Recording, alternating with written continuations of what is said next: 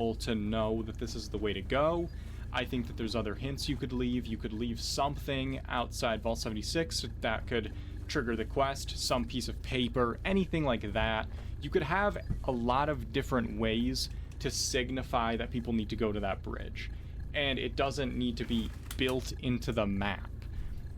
So I really hope that they open that space up and allow us to fast travel and move about and walk through that space and build our camps along the river like you would think we would be able to after the last 2 updates. You know, I had that thought today. I was like, well, we'll see. I guess we'll see. I could build a fishing base along the river, and then I was like, wait, I don't think they let you do that.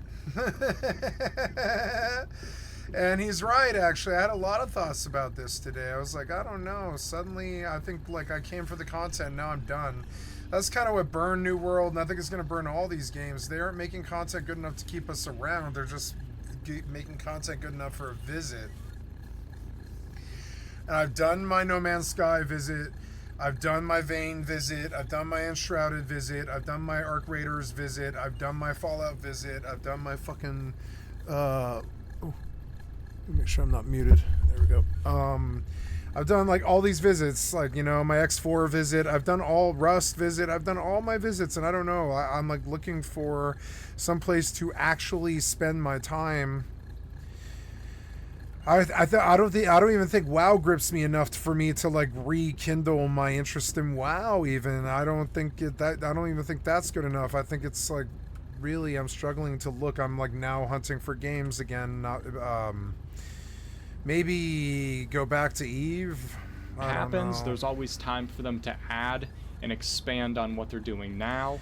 Eve was annoying. I've noticed that once Eve was gone out of my life, I wasn't doing nearly as much micromanagement for all the, and I don't like micromanagement. I'm not that kind of personality.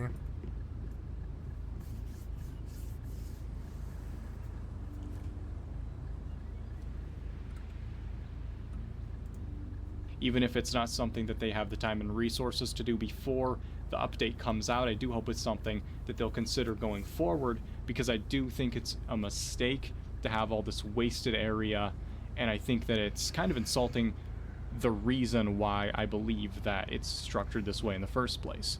But that's just my opinion. Let me know what you guys think. Yeah, I don't like the aesthetics of Fallout 76 compared to Once Human because they're really muddy. I didn't want another muddy zone like this. I wanted a nice clean one like Fallout 76. I thought Ohio might be at least have some green pasture, but no, it was like Fallout New Vegas or something.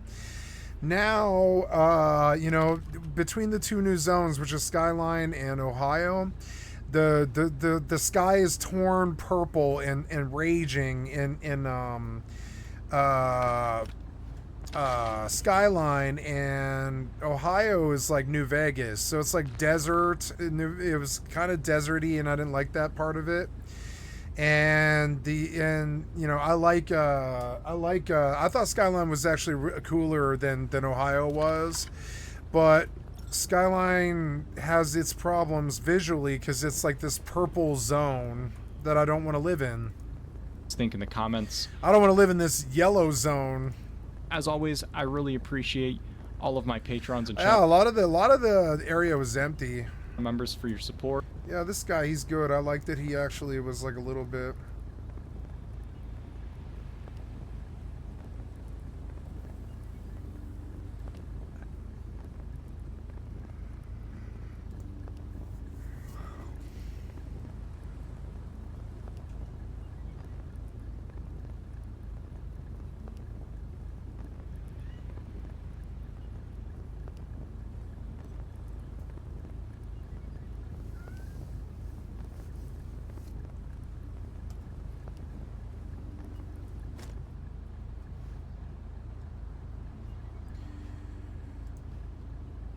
I keep going back to the drawing board, thinking like I'm gonna need some new place to visit, and I don't see it. I'm not seeing it pop.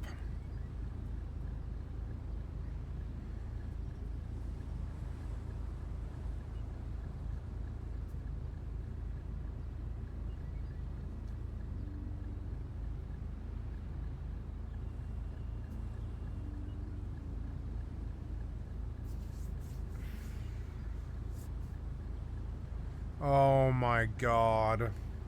Yeah, that's probably Spoon Kid's life. Hi, kitty.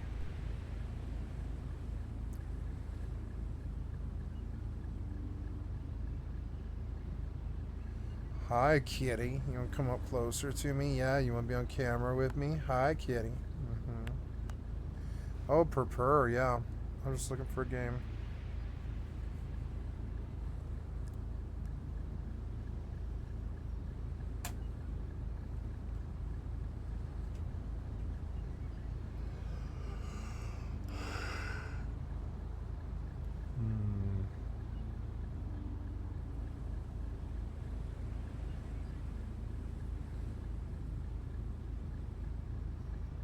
There's nothing new.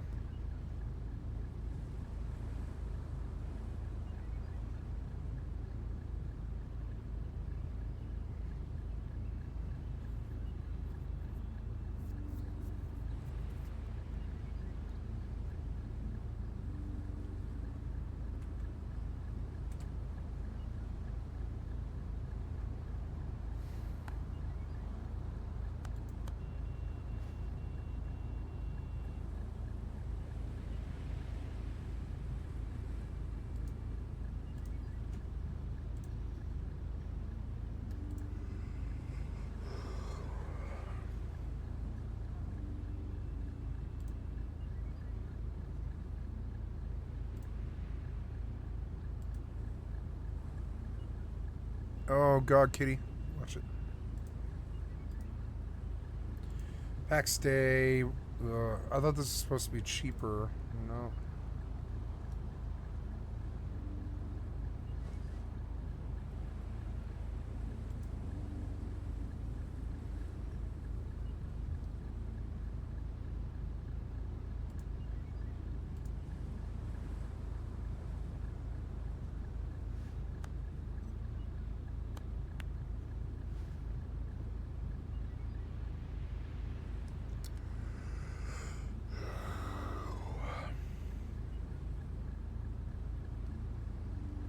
Fantasy Online 2.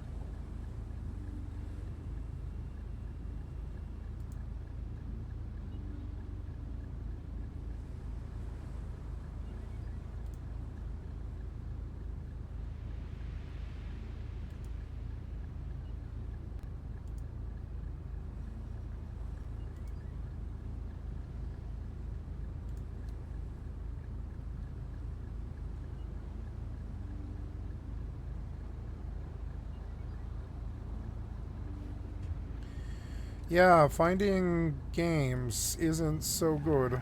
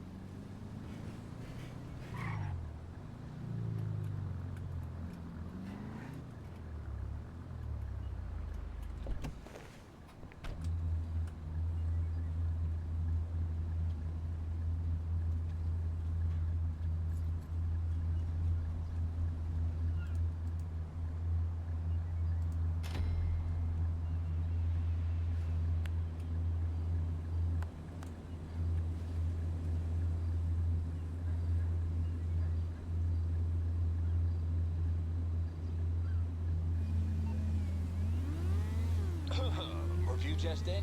Beautiful work, excellent service. Fell in love with the guy on the phone, 5 stars. Uh-huh.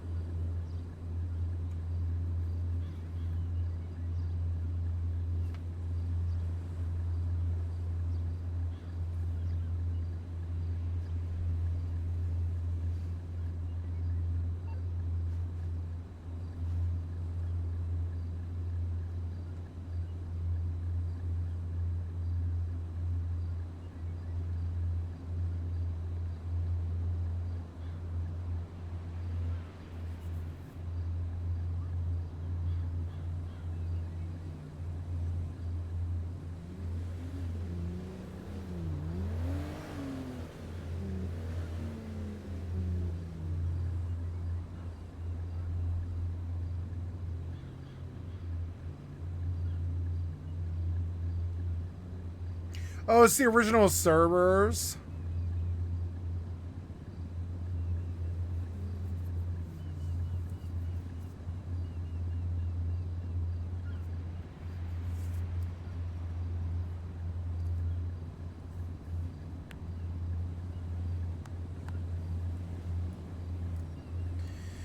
Yeah, the narrative-driven thing. It's not the game I'm looking for. I know it isn't. I've played this game a lot. It's not like I have any doubt about it. I played Guild Wars 1 quite a lot.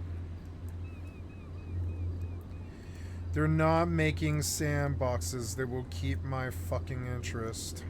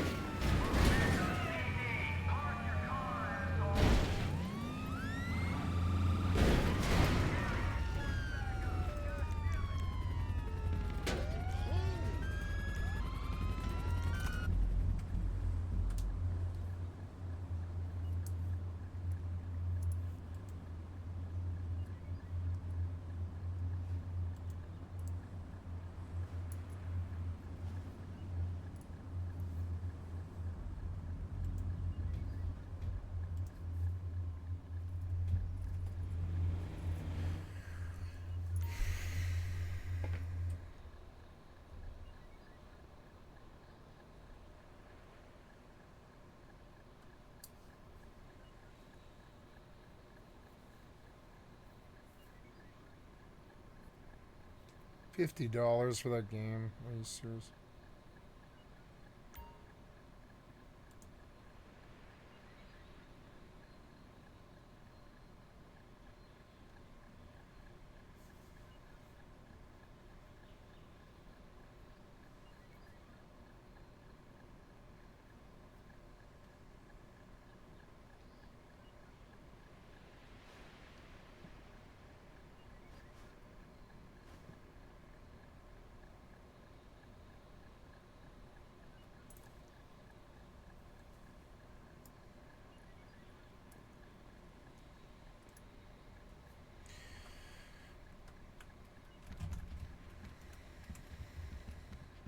What do you need, boss?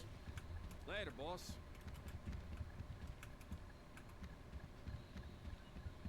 See ya.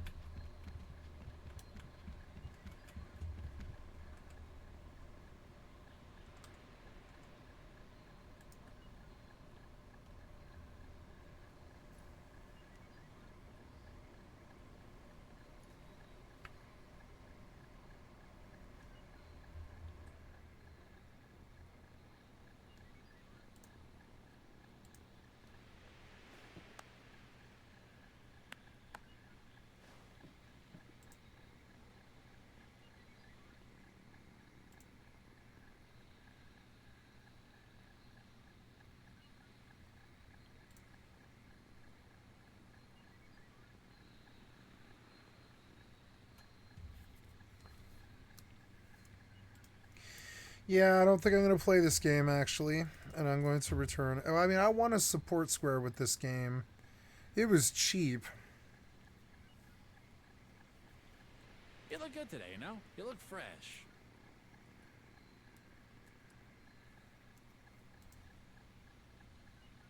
Oh, no, it was $7. I'm going to keep it. $7 is fine. But the Eco...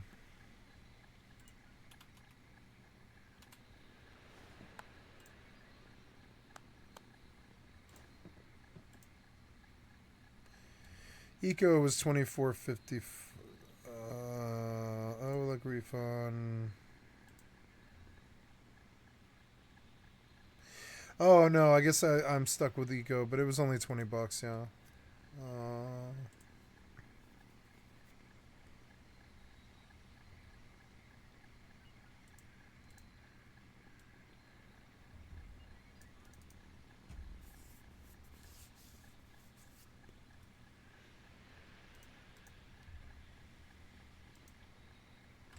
You know, I started as an intern for Mr. Faber. Yeah, fresh out of Vespucci University, back when I had nothing but a sports betting problem and a dream. Happy days. See you soon.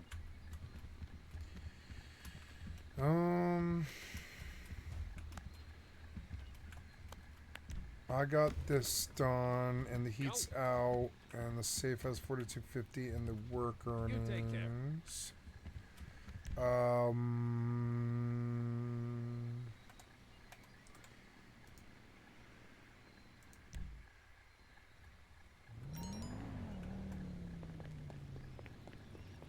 Tomorrow is the DLC update, but like, I don't know, I can't speed up this money process. It'll just be a grind each day. And even this game is like, I'm struggling to maintain my desire to play it like all the time.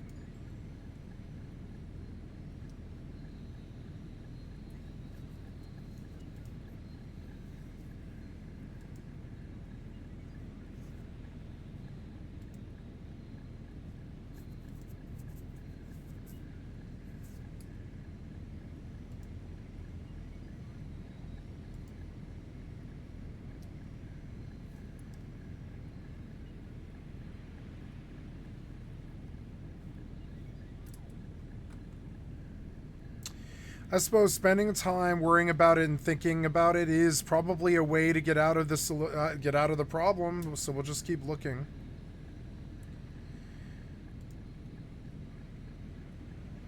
Escape from Tarkov. Are you serious?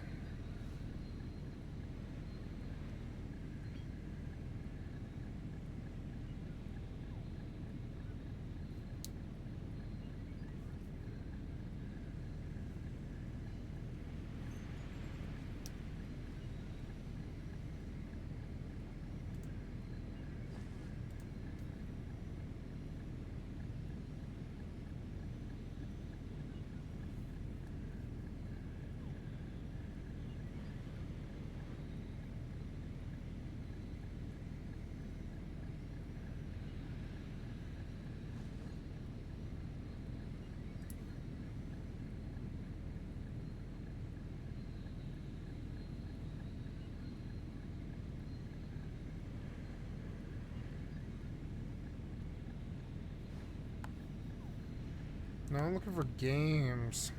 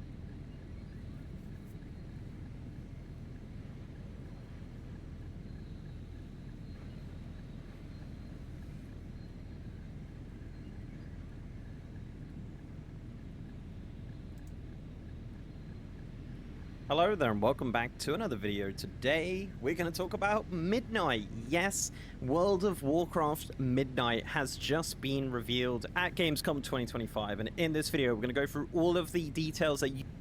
World of Warcraft Midnight is right around the corner, and whether you're a new player or returning, this might be the perfect time to jump back in. Midnight isn't just another expansion, it is actually packed with some genuinely fun content and changes that actually make the game feel like it's worth playing again. Blizzard rebuilt entire zones, streamlined classes, introduced a new adrenaline-pumping system called Prey and Hunt, and they even added long-anticipated player housing, where you could build, decorate, and show off your in-game home. Now in this video we're going to dive into everything that Midnight has to offer, everything from the new zones to the new gameplay mechanics. Now with all that, let's jump into it. Midnight is filled with new systems and modernized features that make the game feel smoother, faster, and more engaging. Instead of piling on more complexity, Blizzard actually trimmed off the excess stuff and refreshed the world in a new and exciting way. For years, World of Warcraft refreshed the world in a new and exciting way. For years, World of Warcraft gameplay has remained pretty much unchanged. You did some quests, you killed a few rares, you waited for some events, you could do dungeons, PvP, whatever. Midnight is completely reimagining outdoor content with the introduction of the Prey system. Prey transforms the open world content into a dynamic battleground where powerful enemies can hunt you down across the map, forcing you to stay alert while you quest or gather materials for your profession. And you could choose the difficulty of this. There's normal, hard, and nightmare difficulties, and the world adapts to match it. Sometimes you're the one being stalked, dodging sudden ambushes as enemies appear out of nowhere, and other times you're the hunter, actively tracking elite targets across the world for exclusive rewards. Now this is an entirely optional new system, but it seems incredibly fun. And now there is a new path for new and returning players, and if you haven't played since Legion or BFA, the new Midnight expansion actually makes returning exciting and extremely easy. Blizzard has rebuilt the new and returning player experience so that it finally feels modern and clean. Exile's Reach is getting a long-needed update with sharper storytelling, clear tutorials, and the main story path is completely streamlined, meaning the game now guides you through a focused, intentional narrative instead of scattering you across 10 different expansions. And the biggest upgrade is raids now actually have a single-player story mode. So you no longer miss the major plot moments you may have missed because you didn't raid. The game walks you through them in a narrative-driven format similar to a campaign mode. This is genuinely one of the most welcoming versions of World of Warcraft that we've seen yet. Now this next one is huge. Transmog is getting a massive upgrade. One of the biggest quality of life changes I think that we've seen in any expansion is the overhaul of the transmog system. So instead of tying appearances to individual items, transmog now applies directly to armor slots. So that means if you set a transmog on your head slot, every helmet you equipped will automatically use that appearance. No need to retransmog gear. Every time you get an upgrade, it will immediately change to what you set it to. This eliminates the constant gold sync that I think we all see when doing this, and it removes the repetitive clicking of setting everything the way you want it, and it just makes your character customization effortless. Midnight is also adding contextual swapping. Now this feature is actually really cool. So you could set outfits based on where you're at. So say you walk into your new player house, your character shifts into a cozy home outfit, or say you're going into a raid, you will automatically appear in your full raid gear outfit. So I think this is a fun way to immerse yourself more into the game. This is going to be great for the role players, for people who just like to stay stylish. Flights are now getting streamlined in Midnight, and Vigor is now completely gone, but Skywriting is still remaining. The Vigor system is being replaced with a simplified charge system. So the charges feel more intuitive, the whole experience feels smoother, more relaxed, without a giant Vigor bar crowding up your UI. Midnight's goal is to make flying fun and not something you have to constantly monitor and worry about. Now the next thing that is changing in Midnight is add-ons and quality of life stuff. In Midnight, we're going to see a continued push on reduced reliance on third-party add-ons. The base UI already has had a huge revamp in the previous expansions, but it is further being redesigned. Nameplate systems look cleaner and more customizable, along with an updated advanced cooldown manager that acts like a built-in simplified version of weak auras. Many quality of life features that players previously had to download add-ons for are now integrated directly into the game. Now this is amazing. I'm so excited to use these. This was always a huge thing for me whenever I would come back and play the game. I would set up my action bars and it would take me hours, and then I have to remember what add-ons I had, what add-ons I need. So this is going to save me so much time. And now finally, drumroll please, player housing has finally arrived. Now this is one of the most anticipated. Every time they hit me, I'm like, what? Because as my whole bar gets erased. Why? Why would you design like that? We're the same level. Later this year, housing allows you to own a home, decorate every part of it, place furniture, arrange collectibles, and build elaborate interior layouts. You could even save and share your design codes, meaning if you stumble across a beautifully crafted house created by another player, you can instantly import the layout to yours. It's the biggest community-driven feature WoW has added in years. But Midnight doesn't stop there. There's a new allied race coming, the Haranir. This new allied race is a nature-infused being who lives deep beneath Azeroth. They feature glowing bioluminescent skin, intricate tattoos, and entirely new druid forms, making them one of the most visually unique races WoW has added. And they could play almost any class except Paladin, Demon Hunter, and Evoker, but they could join either faction. So if you enjoy playing druids or nature-themed characters, the Haranir offers some of the coolest customizations in the game. And speaking of customizations, Demon Hunters are also getting a revamp with the new spec Devourer. It's going to blend a mid-range spellcasting with a burst of melee combat gameplay. The gameplay loop revolves around harvesting souls and staying in a void-empowered state as long as possible. All classes are also getting 10 new talent points and an entire new Apex talent tier, adding hopefully new depth without overwhelming you. Midnight is also adding some new zones. There will be 4 major zones in total. Zul'Aman returned as a massive, colorful wildland dedicated to the Troll Empire lore.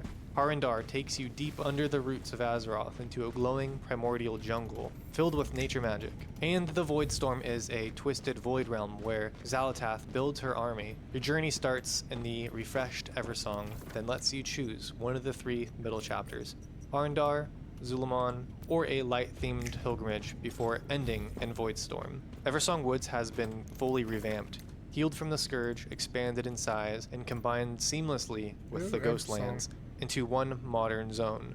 This seems far more flexible and replayable than any of the previous expansions.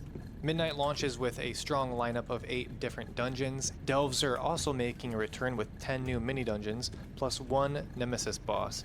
Delves are perfect for solo or duo players who want replayable content without committing to full dungeons or raids. The new raids at launch will be Voidspire, Dream Rift, and the March on Kael Danis. And if you want to experience all of this solo, you can in story mode, so this ensures that non-raiders can experience the full narrative without having to invest in it. Now PvP players like me are finally seeing some new content, with Midnight introducing a brand new 40 versus 40 battleground called Slayer's Rise. This is a huge, large-scale map inspired by Alterac Valley and Isle of Conquest, where players capture bases, push objectives, and eventually take down enemy commanders. Permanent training grounds are also being added, offering a PvP vs bot mode. This lets players practice their rotations, learn their classes, or experiment with new specs in a low-pressure environment. Blizzard has also hinted at broader PvP improvements, specifically trying to make PvP more welcoming and easier to get into. I think we could expect more from this post-launch, but that's all we got so far. But anyways, that is all that is coming in this newest expansion of World of Warcraft. On November 28th, Jeff Keighley posted this picture of some kind of statue. It features orcs, medieval armors, and creatures all throughout, the full statue even lighting up in red. Almost immediately, fans started to draw connections between this statue and the Elder Scrolls. Could this finally be it? Could a new teaser for the Elder Scrolls 6 be coming at the Game Awards, just like what they did with Skyrim? No, it's not coming. The literal top gaming industry insider, Jason Schreier, confirmed this isn't the Elder Scrolls 6, but apparently it's still something cool. Except some in the Elder Scrolls community are convinced he's lying, and that Bethesda is posting even further teasers around the Elder Scrolls 6 on other social platforms, because yeah, the statue saga has been a road of highs and lows as the Elder Scrolls community is currently losing its mind. So if you somehow haven't seen or been following the statue, if you do have a life beyond social media, basically Jeff Keighley posted this picture.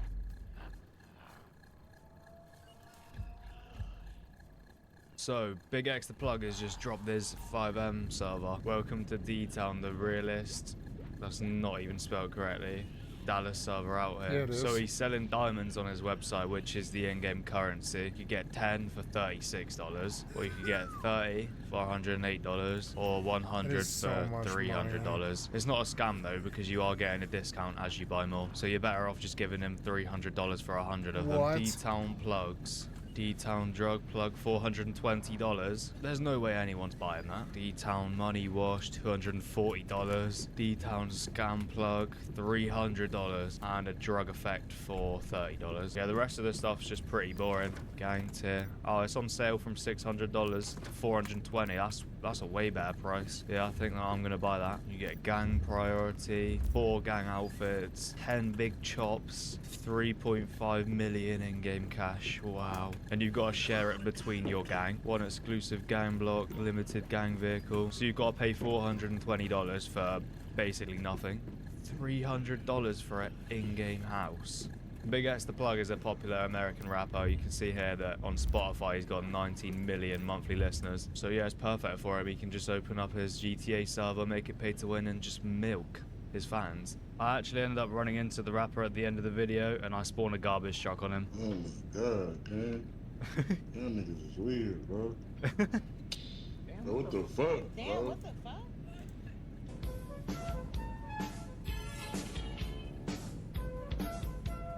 Yeah. That word, broski. How much money you make doing this job? Yeah, bro, I don't even make a lot like that. You don't make a lot, but like how much? Like say you yeah, work nah. here for an hour, how much you making? Probably like 30,000. Alright, how much I gotta pay you to quit this shit? Bro, if you throw me a bag, I'll quit this shit. I ain't gonna lie. Alright, and you gotta shoot one of them other workers over there. What? Oh shit. You over shoot? I bet. Yeah, you gotta shoot one of If them. you pass me a bag right now, like a bag, I'll Yeah, shoot I'm it. gonna I'll pass quit you a this job. bag. Yeah, and you gotta quit this job. Hold on, I'm gonna pass you the money. I bet. Look on the floor, there's 11 mil.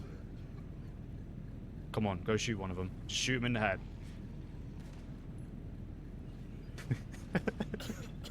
Your aim sucks. Come on, finish him off. Good job. Hey, Brody, appreciate Alright, that, enjoy the broski. money. Go quit that job. Hey, Brody. Hey, come on, you give me a little extra because I finished them off? Alright, just because you finish him off, I'll give you an extra 20 mil. It's on the floor. Oh, yeah. Appreciate you, bro. Yo. I ain't see shit, my boy. You good? Yeah, I know. No, I came back to give you some money. This is hush money. Okay, come here. Oh shit. Oh, word. I just run this bitch. I'm trying to. Yeah, there's like 5 mil on the floor. All right, you didn't see that. I definitely did not. I'm AFK doing this. Yo, how are you bigger than me? Think about still moving.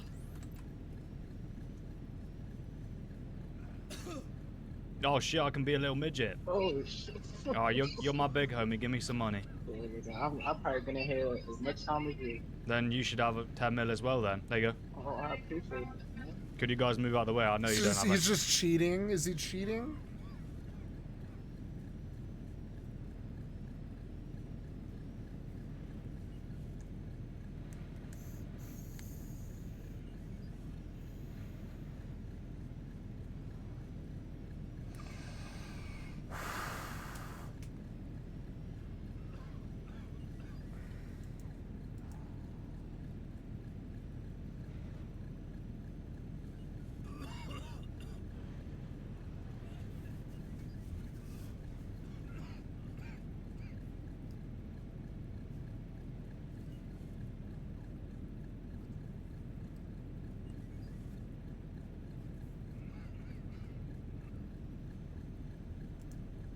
Money. No, is you cool? You get out the way. Hey, shut the fuck up, Peppa Pig.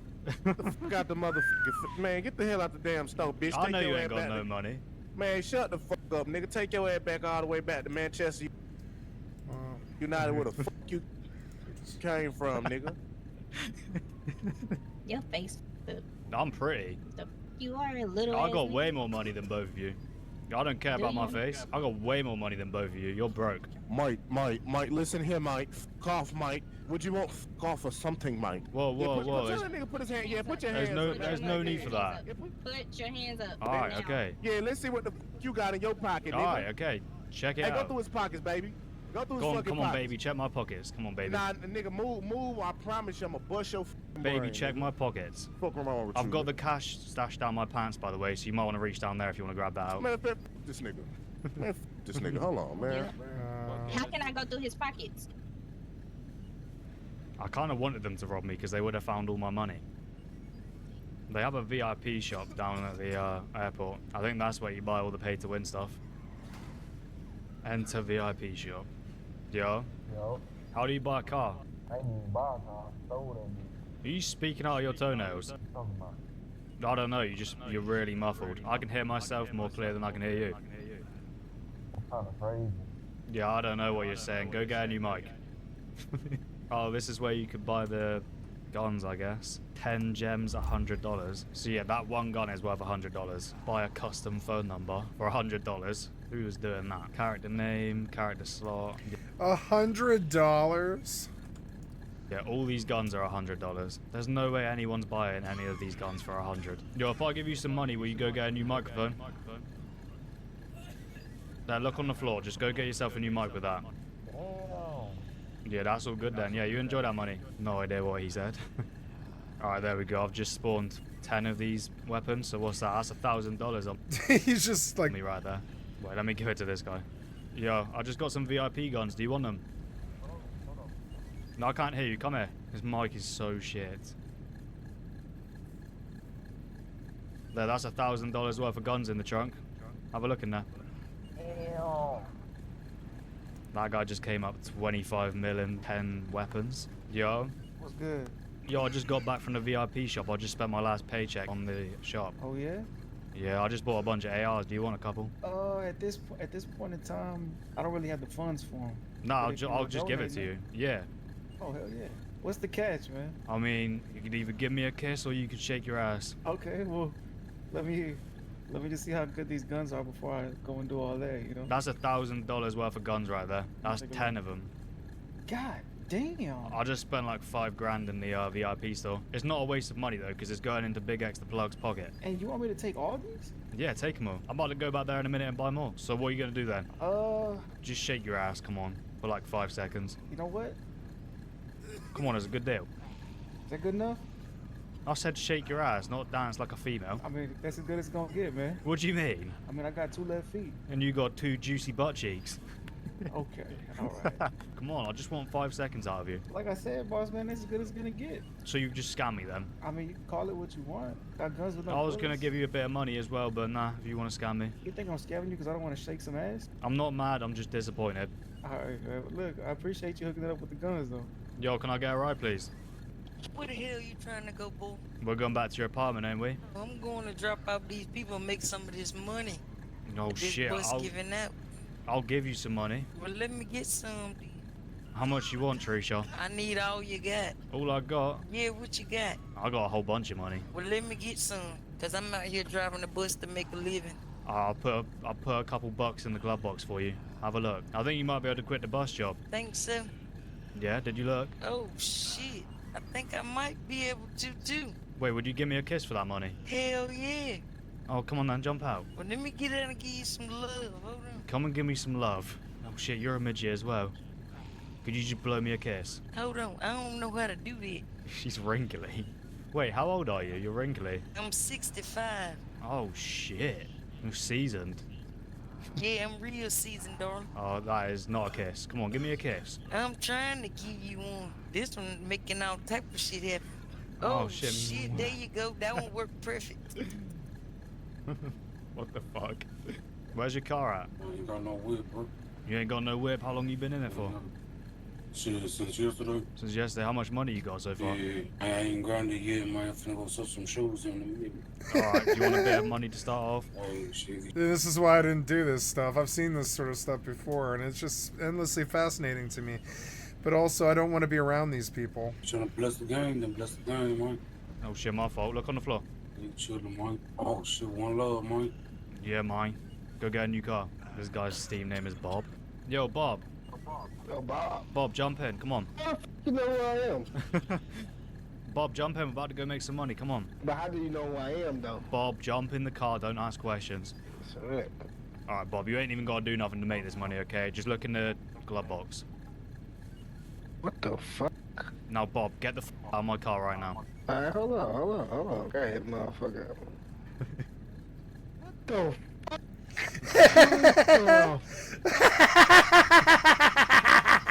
Yo, what? He got his mind blown. Are you cheating to do this, though, or what? Did you buy a bunch of money? Hey, you might want to watch out where you're driving, buddy. Man, where your insurance at, man? You done tore my shit up. Insurance, how much you want for it? Pull over. Pull over? Alright.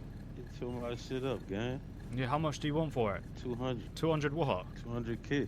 200K? Yeah. You know how much that car's worth? Yeah, I know how much it was. I paid for it. How much you pay for that car then? Because I know you didn't pay no 200K for it. Yo. Yeah. What up, Brody? We weren't speaking to you, little man. I'm speaking to the driver. You sit back in the car. We're doing business. Give me 20K. Give me 20K. Get your friend to sit back in the car. Good boy. Get back in the car. Get back in the car, bro. Call him a good boy. Call him a good boy. You're a good boy. He's good. Such a good boy. Be a good boy. Man, big Ben business. Come on, big Nigga's bro. funny as hell, bro. Big Ben business. Be a good boy and sit there quietly. Come on, big bro. He a good boy. He's a good boy. Come in the trunk. He don't like to listen, bro. Like grown. There you go. folks, There's a bit of money for the car. You pretty good though. You ain't injured or nothing, huh? No, I'm not injured. All right. As long as you're not injured, everybody not injured. Cause everybody safe doing we safe. You must have been smoking fentanyl or crack. Fist.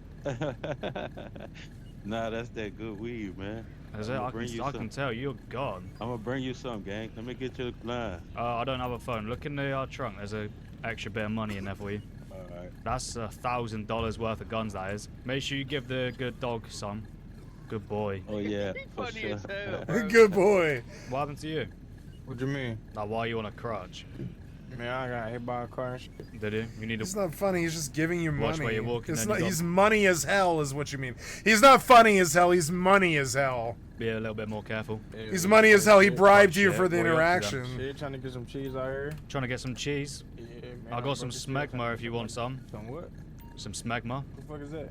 It's cheese that grows on your foreskin. Nah, I'm straight, bleed. I don't need that. I need some money. Yeah, I got money as well. Come on, jump in. I got that as well. Look in the glove box. There's a bit of cheddar right there for you. You can go get your nails done. You can go get a new car. Appreciate you, my boy. Hold on a minute. You didn't pay for it though. Pay for it. What you want me to do? Blow me a kiss. No, you tripping. Yeah, my mum right here wants to kiss you for a meal. You know I'll do it and give me a kiss. Oh, yeah. Yeah, go on. Bro, I'll do it. Give me a kiss. Look, hey, Give him a kiss. Look, let me talk to you. Let me talk to you. Let me talk Give to you. him a kiss. Nah, give me a kiss. No. Give him a kiss. Yeah, this got really gay really fast. So I'm just gonna get off it now. Not that, you know, it's fine. It's just.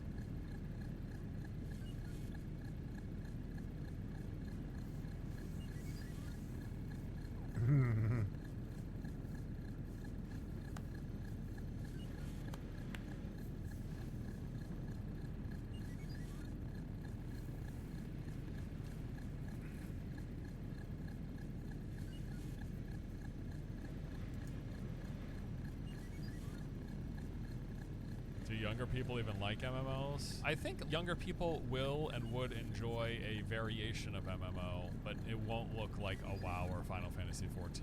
It's something like Destiny, right? That's what you could consider that sort of like a quasi-MMO. Nope. MMO light is a phrase that gets tossed around a lot. And I think there are future MMO iterations light, of MMO experiences that younger generations will like, but I would guess it almost certainly won't be a tap target game. I mean, maybe tap target sees a resurgence one day, like turn-based games saw a resurgence with Baldur's Gate 3. You know, that sort of situation could happen. I think MMOs may very well see a resurgence because the idea of a shared space where you see other people is very appealing. It just is going to be presented in a different package. I was talking about this on another stream as well. I envision something like, okay, Arc Raiders, fantastic game, has a lot of cool social elements. The extraction thing is really cool. Fun game, I liked it. Imagine if Arc Raiders was an open world game. Everything's the same. Yeah. You got scary PvE, you got But you could local put a base voice, down. you got That was my weight loss issue type with things, it, is but it it's wasn't a that. massive open world It wasn't instead that. of individual maps. It wasn't that that, might as well though. be an MMO, and that would be an Yeah. MMO that would be popular with the youth of the day. My point is Yeah. with that, I think there will be future iterations on the genre that will pop off, but they're Yeah. not going to look like WoW or Final Fantasy 14. They're going to be their own separate thing. And I'm genuinely looking...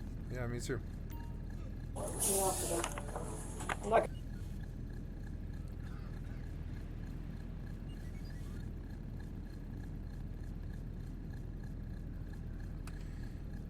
What is that sound? Oh, it's the door. Okay, so the door makes a lot of noise, does it? I want to move it.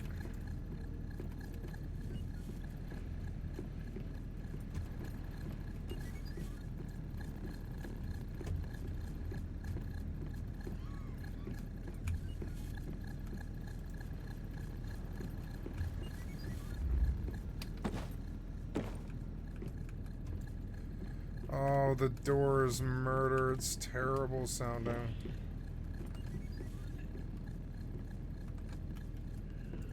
Maybe I can just store it or put it away until I need it.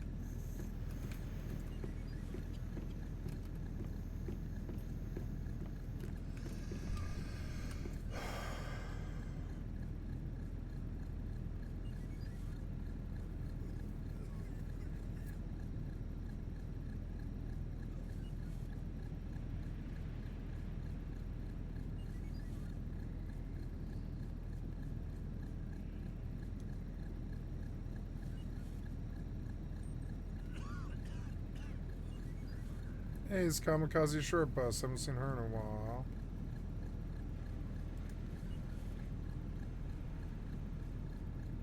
Hello. Didn't think you'd see me again, did you? I didn't think I'd see me again either.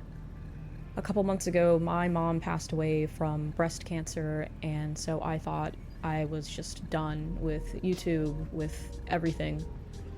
There no longer seemed like a point in doing anything if my mom wasn't around for me to make her laugh or to make her proud. I don't think soulmates always have to come in the form of romantic relationships, and I thought my mom was my soulmate, my everything, my ride or die, and without her around anymore, what the hell was I even doing here? But maybe there is one reason. What if through telling you my mom's story, I could warn you of the horrors that await you? What if I told you that you don't hate the American healthcare system enough? People are always bitching about how bad the American healthcare system is. We spend more on healthcare per capita than any other developed nation, and yet our life expectancy is significantly worse. So ass backwards that it's appropriately reached meme status, but do you know why? No, I don't think you do. I don't think anybody truly understands how bad it really is until they've gone through it themselves, because you're largely divorced from things until you actually get sick, and I think that's part of the business model. The American system doesn't focus on preventative care and overall wellness. It waits. Your suffering is monetized. You have a chronic illness slowly taking away your autonomy. Your bargaining power is destroyed. You can't refuse things the way that they are, because then you'd be throwing your own life away. It's like getting mugged every time you walk into the ER. And for what? Are the outcomes better than in other countries? No! The US has a higher rate of deaths to preventable or treatable illnesses across all ages when compared to other wealthy countries. If you live here, your likelihood of dying in such a spectacularly demeaning and entirely preventable fashion is through the roof, because the US healthcare system has no qualms with hiring complete fucking retards, and because the nurse at the front desk sent the doctor an x-ray of a fucking hand instead of your goddamn mammogram result. That's a real thing that happened to my mom, by the way. What's that? You're bleeding out and you need an ambulance to take you to the hospital down the road? That'll be $3,000, please. Huh? You're wondering why on your itemized receipt we charged you $400 for a single capsule of Tylenol? Fuck you, that's why.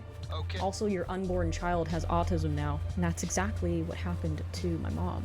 My mom was failed every step of the way and died from a cancer that wasn't even spreading very fast. Doctors had a 13-year head start to do something about it, and they did exactly jack shit. 13 years ago, anytime my mom was wearing a tank top, that's when I saw it. On the outer edge, just below her armpit, there it was, a dimple. I was like 20 years old at the time, young and fresh-faced and, you know, not studying medicine in college or anything, and even my dumbass knew that she needed to get that checked, and she did. And she got a mammogram about it, and they found nothing. And why did they find nothing when such a very obvious symptom of breast cancer was staring everybody in the face? Well, the short answer is that the people doing her mammogram were retarded. The long answer is that they did a mammogram and nothing else. No follow-up. Now I know what you're thinking. But Mika, aren't mammograms the industry standard for early breast cancer detection? You can't blame doctors if they were only doing exactly what they were supposed to do. Mammograms are great if you have normal, fatty breast tissue. My mom didn't have that. My mom had dense breast tissue, which is a type of breast tissue that has a higher ratio of glandular and fibrous material in it. So when you get a mammogram with tissue like this, the whole thing lights up like a goddamn Christmas tree, and it's impossible to really see much of anything except a bunch of white stuff. Differentiating between fibrous tissue and malignant tumors is very difficult like this. When you have dense breast tissue, you also have a higher chance of developing breast cancer over your lifetime because there is a higher rate of cellular activity in it. What you're supposed to do with women with dense breast tissue is give them a supplementary MRI or ultrasound. This became the standard practice for this type of breast tissue as early as 2009. And between 2012 and 2017, this was never once suggested to my mom. My mom did what every woman is told to do and started getting yearly screenings since she turned 40, and doctors still managed to royally fuck this up. Not once while screening tissue that very clearly occluded itself did doctors ever consider, maybe we should try other methods of diagnostics in order to get the most conclusive result here. My mom wouldn't be diagnosed with breast cancer until 2017. The dimples in her breast began to grow in number and started to itch, so my mom sought out a dermatologist. And it was the dermatologist, not a breast specialist. The derma-fucking-tologist was the one to finally look at her dimples and say, oh shit, you need a biopsy, like, right fucking now. The results came in. It was cancer. Full body scans were done. Stage 4. This is going to be a recurring gripe from me during this story. This obvious negligence on behalf of healthcare professionals. I can't say exactly what possesses a doctor to do stuff like this, but I've narrowed it down to 2 things. When you live in the United States, your balls are forever in a vice grip constructed by health insurance companies. Sometimes the only thing standing between you and that ultrasound you really need is your health insurance company's reluctance to pay for the damn thing. but since it was never actually suggested that my mom get an ultrasound or an MRI, the reason for my mom's slow diagnosis could have only been the other thing. Gay baby idiot retard brain disease, a horrible condition that affects many in the medical industry. There is no cure. My mom had savings. She could have paid out of pocket for an ultrasound, it was just never suggested to her. A lot of people view doctors as these infallible scholars, almost otherworldly and incapable of fucking up. Like, you have to be really smart and determined to survive medical school, right? Hoo-hoo, buddy! If only you knew how bad things really are. Doctors are people. I'm a people, you're a people. And people can be lazy. I can be lazy, and a doctor can be lazy. Just because you're a medical professional doesn't mean that you're incapable of falling into the trap that is not wanting to do your job. But what's perplexing to me is that these doctors don't seem to realize that when they're not locked in at work, they're playing with somebody else's life. If I don't do my job, you don't get a YouTube video for a couple of months. If a doctor doesn't do their job, somebody dies. Let's also talk about the elephant in the room. My mom was black. No, I'm not adopted. I look like this because my dad is white, and I don't go outside. We all know that I think corporate wokeness is a blight on society, but that doesn't mean I don't think that racism doesn't exist. Black women are more likely to have their symptoms dismissed or minimized, leading to delays in diagnosis for conditions like heart disease, autoimmune disorders, and breast cancer. Black women are more likely to be diagnosed with aggressive breast cancers and often at later stages, partly because their concerns are taken less seriously or their pain or symptoms are misattributed. There are still doctors out there that don't think women have nerve endings in their cervix, so they just go in there with a big pair of sharpened forceps and just grab you by the pussy. There are medical professionals out there that still think that black people have higher pain tolerances. My mom wasn't poor, she wasn't uneducated, she knew to get regular screenings. Do I think all doctors go to racism class at medical school and learn to treat black people differently? No. I'm just trying to say that doctors aren't these paragons of virtue and education that a lot of people seem to think they are, and yeah, that includes certain character flaws like potentially being racist. A lot of them are just egomaniacs, formerly gifted children that pursue these high-skilled careers so that they can effectively self-flagellate at high school reunions, and they don't necessarily give a shit about the people that they're trying to treat. And for that reason, I think people need to be more selective when choosing doctors when they can, and they shouldn't be afraid of getting second opinions when these people have no qualms with gaslighting you when you know there is something wrong with your own body. So whether it was plain incompetence or a doctor taking one look at the black lady waiting quietly in their office for a checkup and thinking, oh, there's a black woman in here, I'd rather not.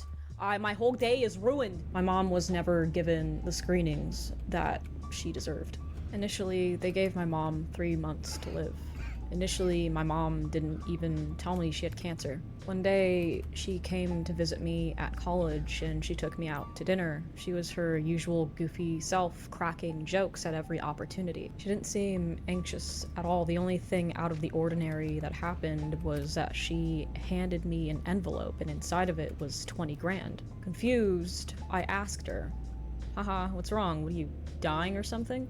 She said casually, without her gaze wavering or her voice cracking, no, nothing like that. It's just for being a good kid. I took the money and put it in a safe without any intention of ever using it, and I would end up giving it back to her 4 months later. Good for you. A month after her initial prognosis. She was still alive and well, and I had no idea she was even sick.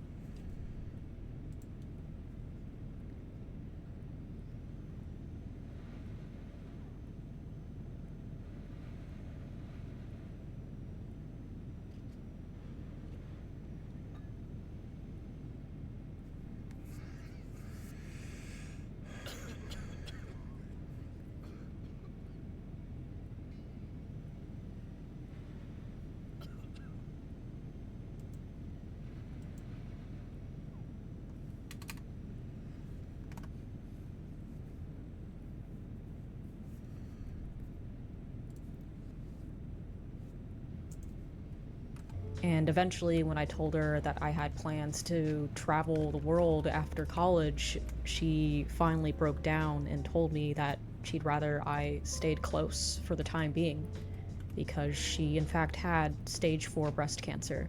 My mom was lucky enough to be put on a medication that seemed to stop any and all metastasis. She was completely asymptomatic for 8 years after this. She didn't need surgery or chemotherapy. It was inoperable anyway, but for the time being, we thought she was in the clear.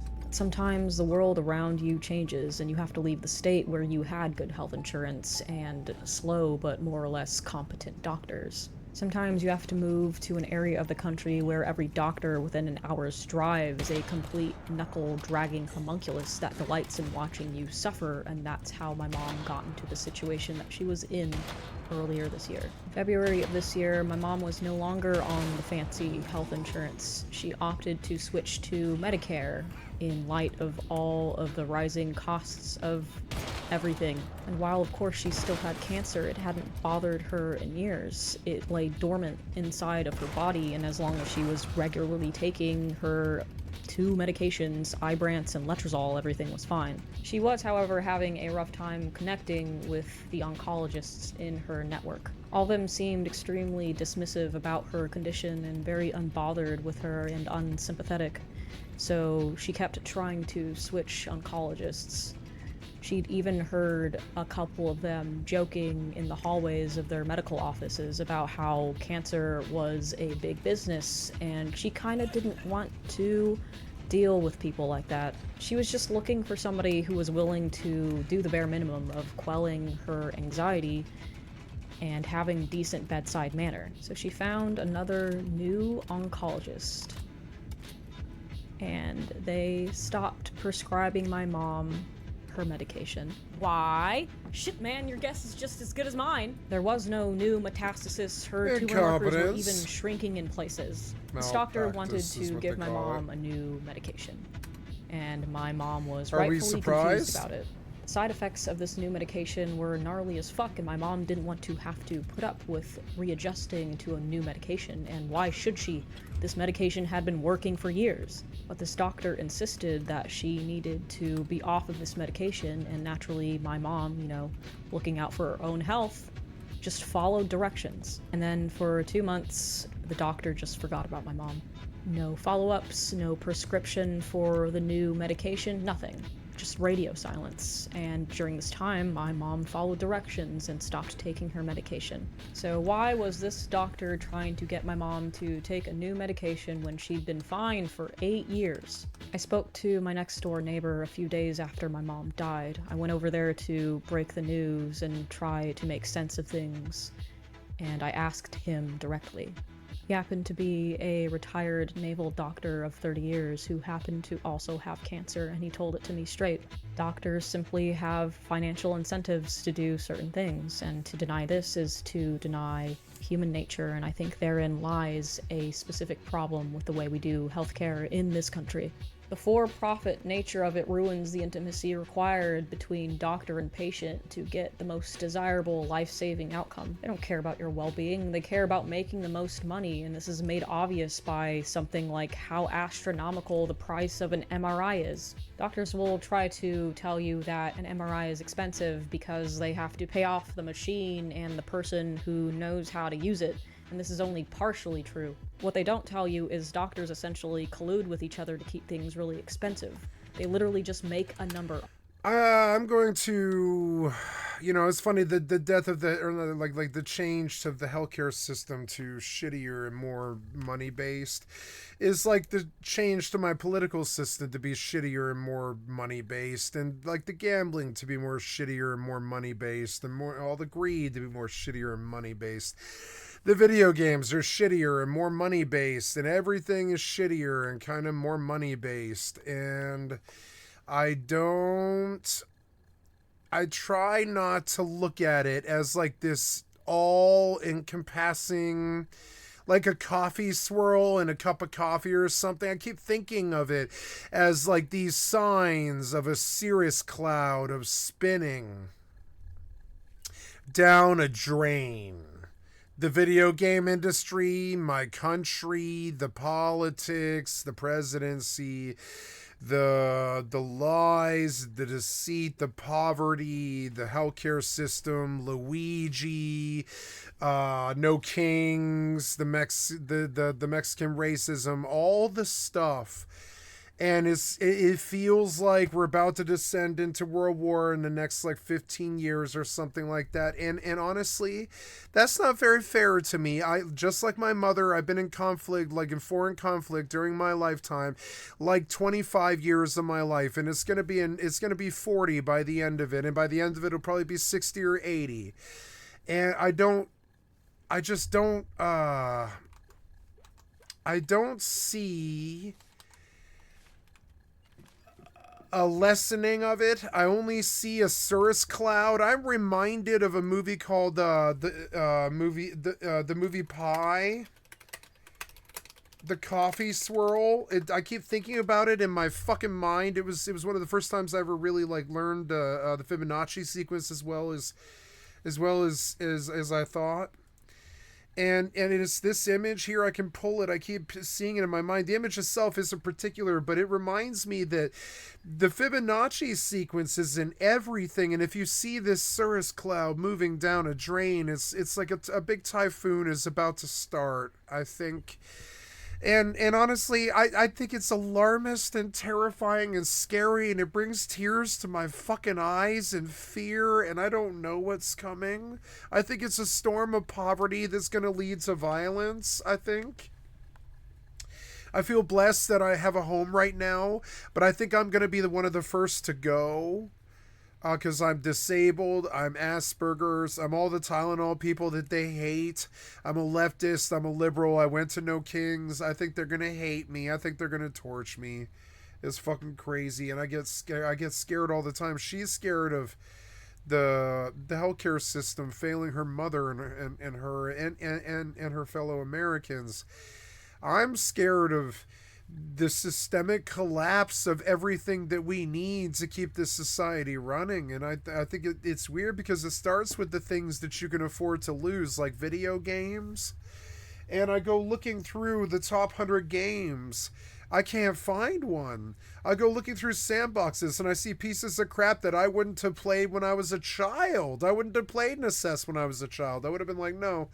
I wouldn't have played Survive, or I don't think I would have played Jurassic World Evolution 3.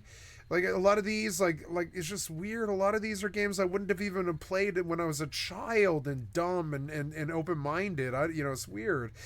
And I look at the death of the industry, the video game industry, the death of the music industry, listening to what Taylor Swift had to do to reclaim her masters this year, which was like this disheartening thing to me, because I was like, oh god, that's how bad they've got. They'll just get in your soul and they'll steal everything you own, everything you made. And now, with the decline of the healthcare system, with Luigi, with the decline of our morals and values, and it sucks that it was Luigi who was a leftist that threw our morals and values out the fucking window, but it must have been, I don't know, he strikes me as a leftist though, which is fucked up, but I don't know. How many leftists do you know will don a high-powered rifle and go shoot somebody? I don't think that's usually something a leftist does, but I don't know. They say we do that because obviously he did do that. But I don't think this was about leftism. I think this was about survival. I think he thought that system was going to kill him. And I don't know what to do now about the systemic collapse of everything. There's this crazy desire in me to just curl up in Rust and Eve and FFXI and just kind of like swirl away like the fucking cream in the coffee.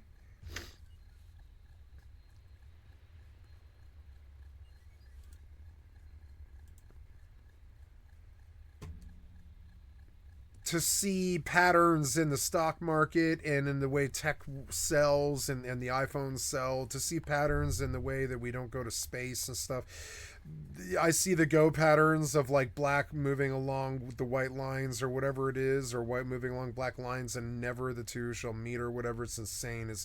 It's crazy kind of, and it does bother me sometimes because I'm like, well, I could get swept down the fucking drain with all the rest of them, or I could begin to paddle away to the fucking edge or whatever, cut against the stream, against the grain as I've been all of my fucking life, build something of my own, be something of my own, talk about this like it's an actual battle plan for me, because it kind of is.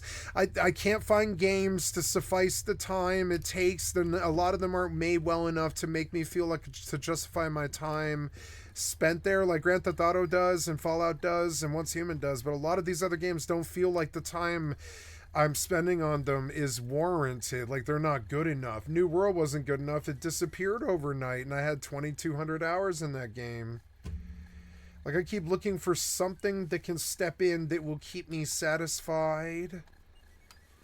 And it's in my own mind, I think. It's the deficiency isn't in the games. I think it's in my own mind. I'm never happy. It's like that Prince song about when doves cry, right? It's like, maybe I'm just like my father, maybe I'm just like my mother, too bold, or you know, she's never satisfied, like, or whatever.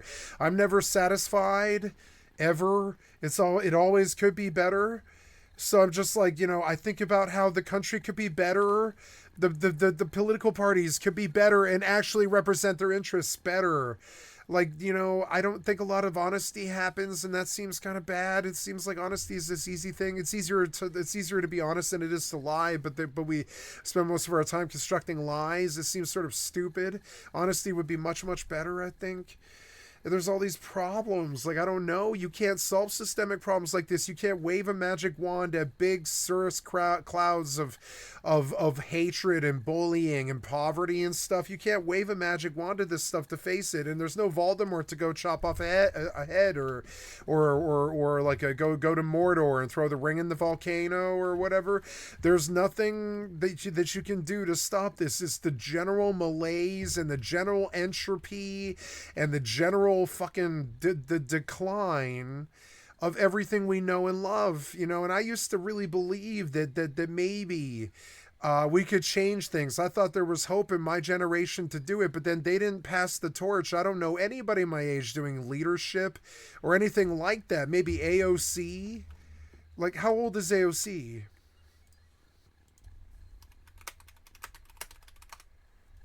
Yeah, she's 36 years old. I'm still significantly older than her.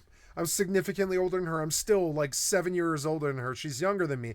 It is proof that you can still be like, you know, a part of this at a young age. But it's like, you know, I don't know. I can't think of anybody else. I can't think of anybody else her age or younger. Like someone within 10 years of my age that's competent besides her. I want her for president because there's nobody else out there.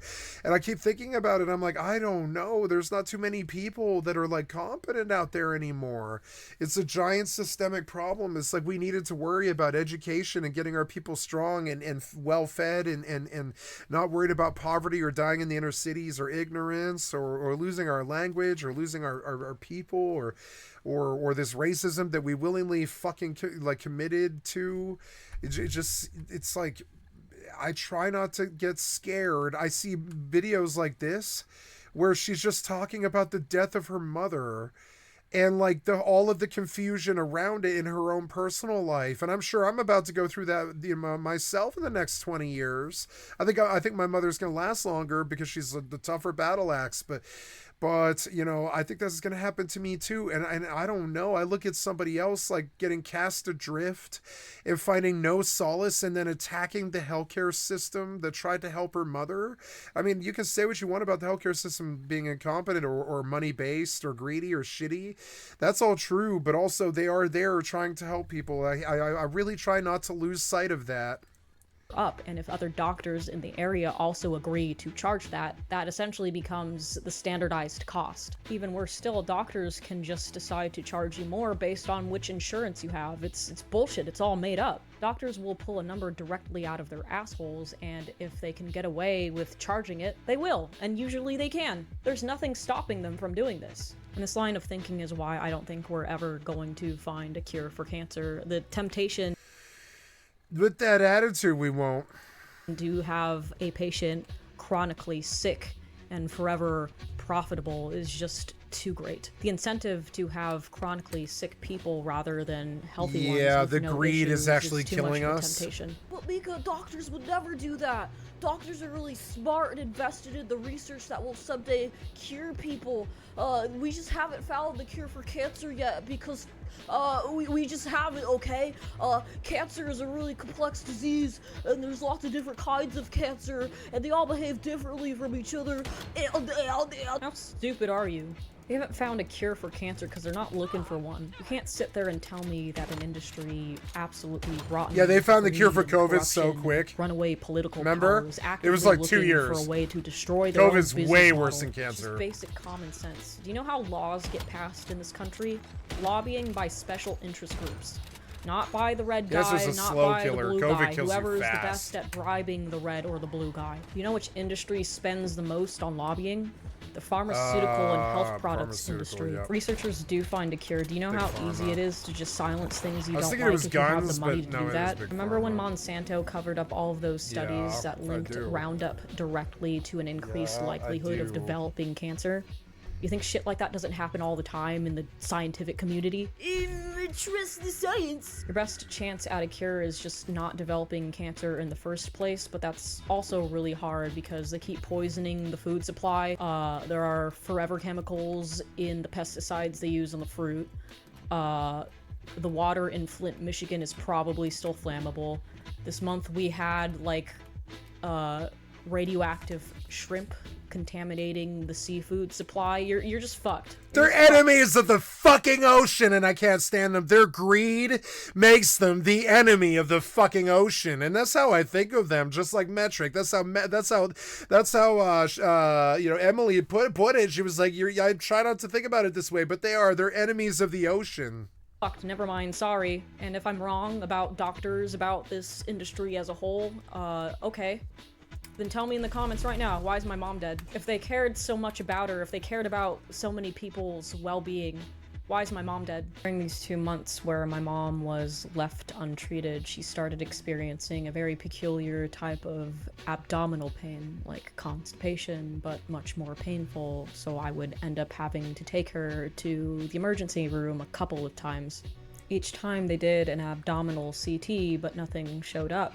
Doctors doing the bare minimum yet again. Something is clearly wrong, but it doesn't show up on the easiest test to perform, but they'll kick you out of the hospital and bill your insurance company anyway with no progress made on diagnosing you. By the 4th trip my mom has taken to the ER in 1 month, she demands a PET scan this time instead of a CT scan. She's due for one anyway. She's supposed to get these routinely as per her cancer diagnosis. She finally gets a hold of her AFK oncologist and finally is able to make an appointment to see her about a month out from when the scan is actually done.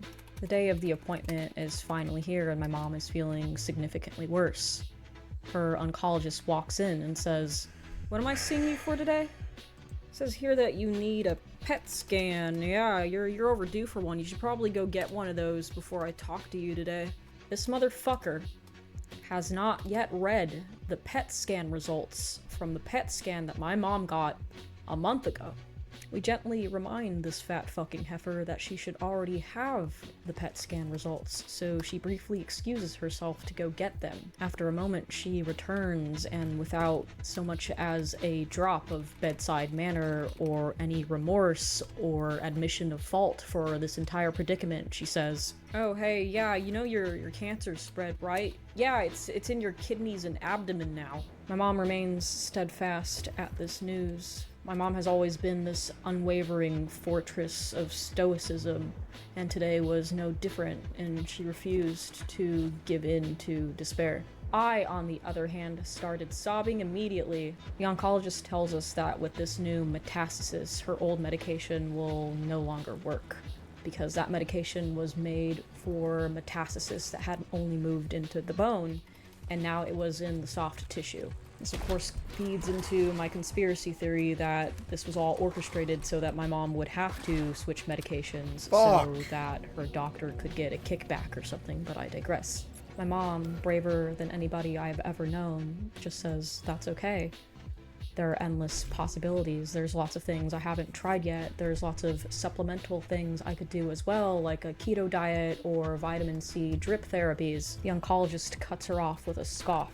The oncologist looks at me like she's Jim from The fucking Office and I'm the goddamn cameraman.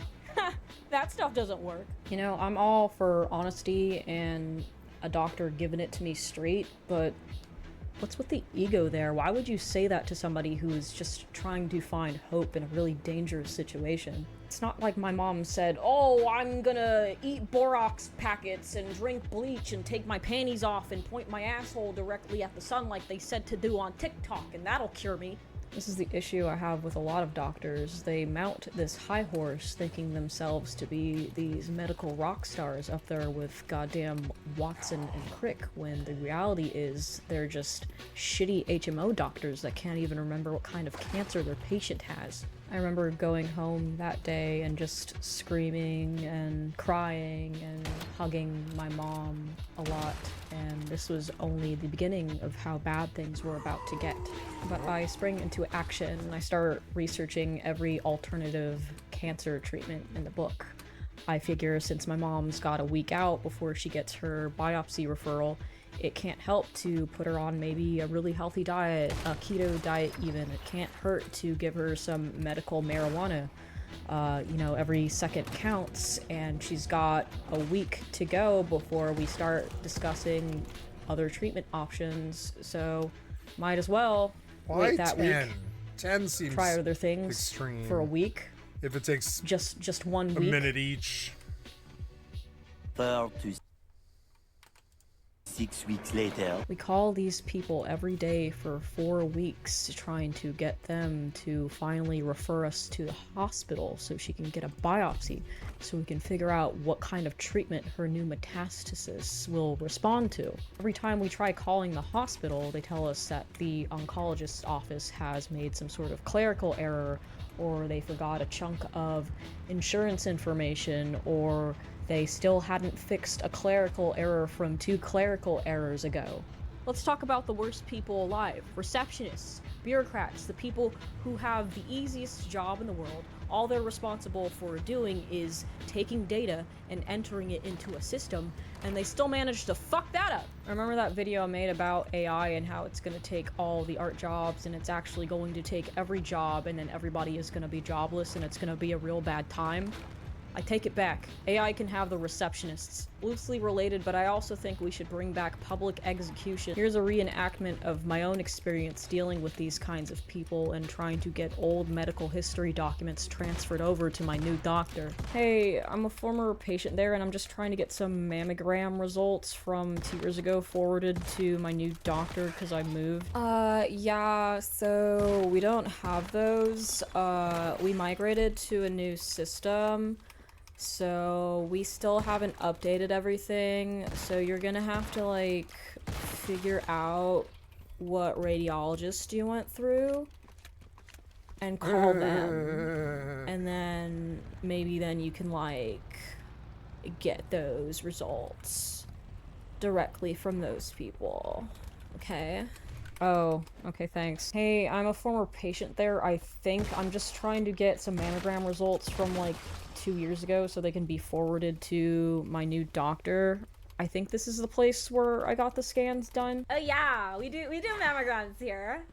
Yeah. Yeah, so can I have the results sent over to my new doctor, please? Oh, so you like already had the scan done? Yeah. Oh my god, girly, of course. What's your doctor's name so I can find him in the system?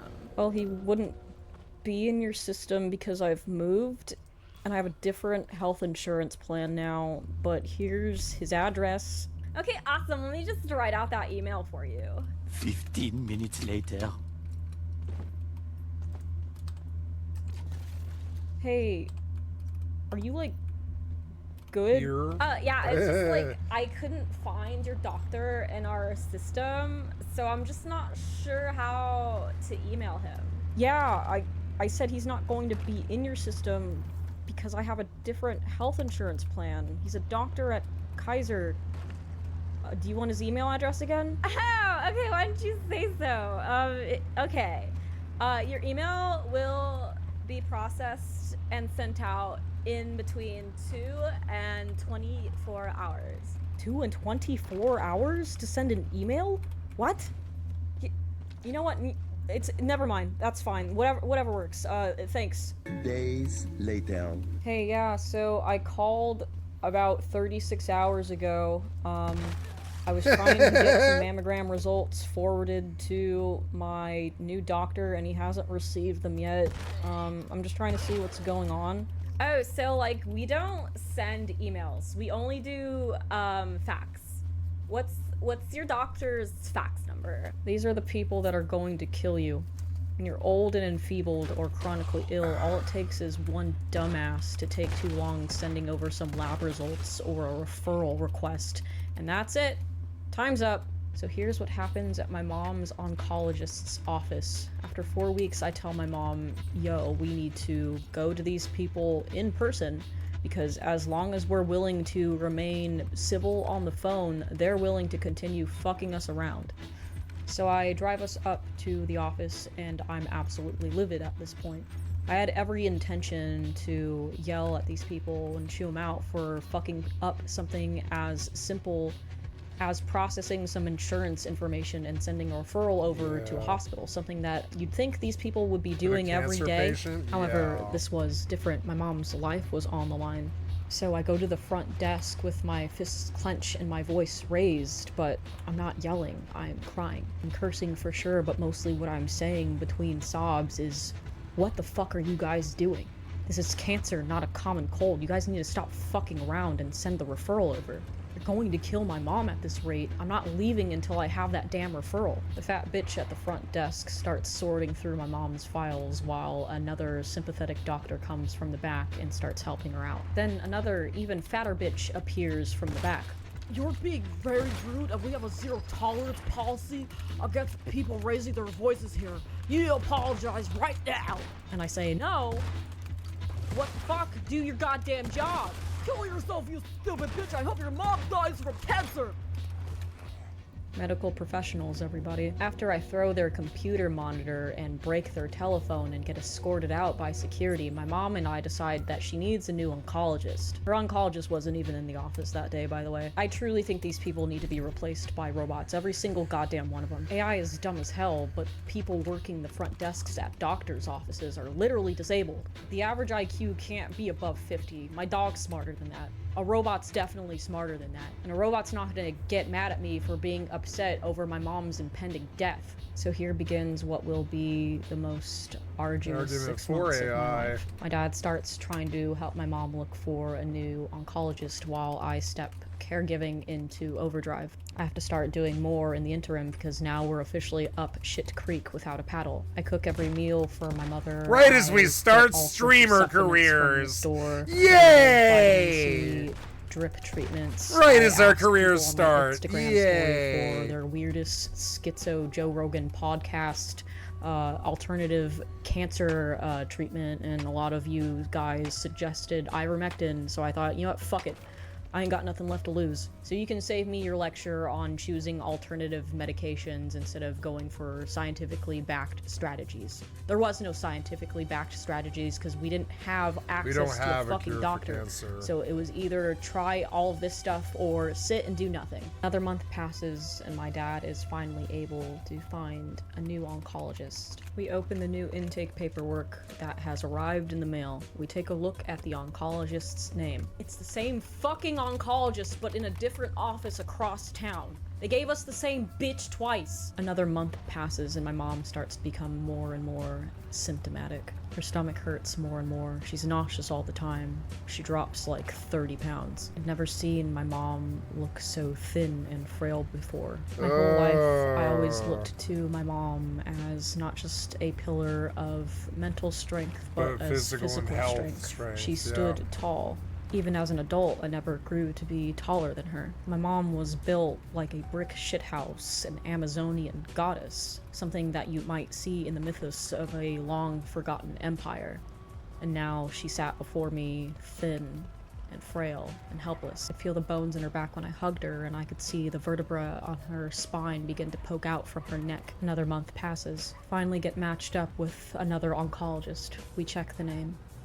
It's the same person. Her insurance company once again gives us the same goddamn doctor, despite how much we complained about her gross incompetence and the complete insanity of her staff. We decided to change my mom's insurance altogether to a more pricier option, since Medicare simply does not give a shit. We hope that the extra money we spend is going to result in the life-saving treatment that my mom needs. Spoiler, it doesn't. The process of changing my mom's insurance takes another month. In that time, my mom becomes so emaciated and skinny that the muscles in her legs atrophy and she loses her ability to walk. I start having to take my mom to the hospital every 2 weeks or so. Her stomach starts filling up with fluid. I take her to a better hospital that's a little bit further away, but it's a university hospital, so the doctors are still young enough to kind of give a shit. Her stomach keeps filling up with fluid and it needs to be drained, but this time it's different. Some scans are done at the hospital because her pain is so severe. The doctors ask her what her treatment plan is. I tell them she doesn't have one. I tell them all about her last oncologist, and they are just as baffled as I am at the callousness of these people. Scan results come in. One of my mom's kidneys has gone partially necrotic and needs to have a stent The put in. ranged A attack can't be nephrostomy 100% now damage permanently ever, dangled or from you're my just a mom's piece of body, shit and it was developer. heartbreaking to see in a way that I can't even properly describe. She was recommended to be put on hospice. Now, I knew hospice was for people that were terminally ill, but what I didn't know was that to remain on hospice, you It can are make meant sense if to you're, like, throw in running the up to a towel sniper and he entirely. When we headshots signed up you. for hospice, I thought I'd finally Doesn't be make sense able for these to catch a mobs. break. I'd become my mom's 24-hour caregiver, and I was totally exhausted. I was up every day at 5 a.m. My mom could no longer walk.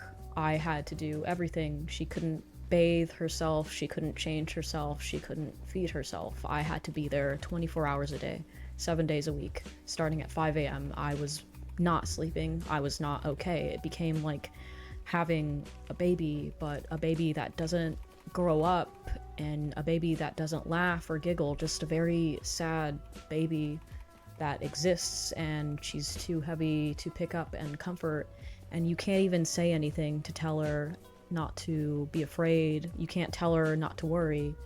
You can't tell her everything's gonna be okay, because she already knows that it isn't going to be. I remember the last time my mom was able to go up the stairs.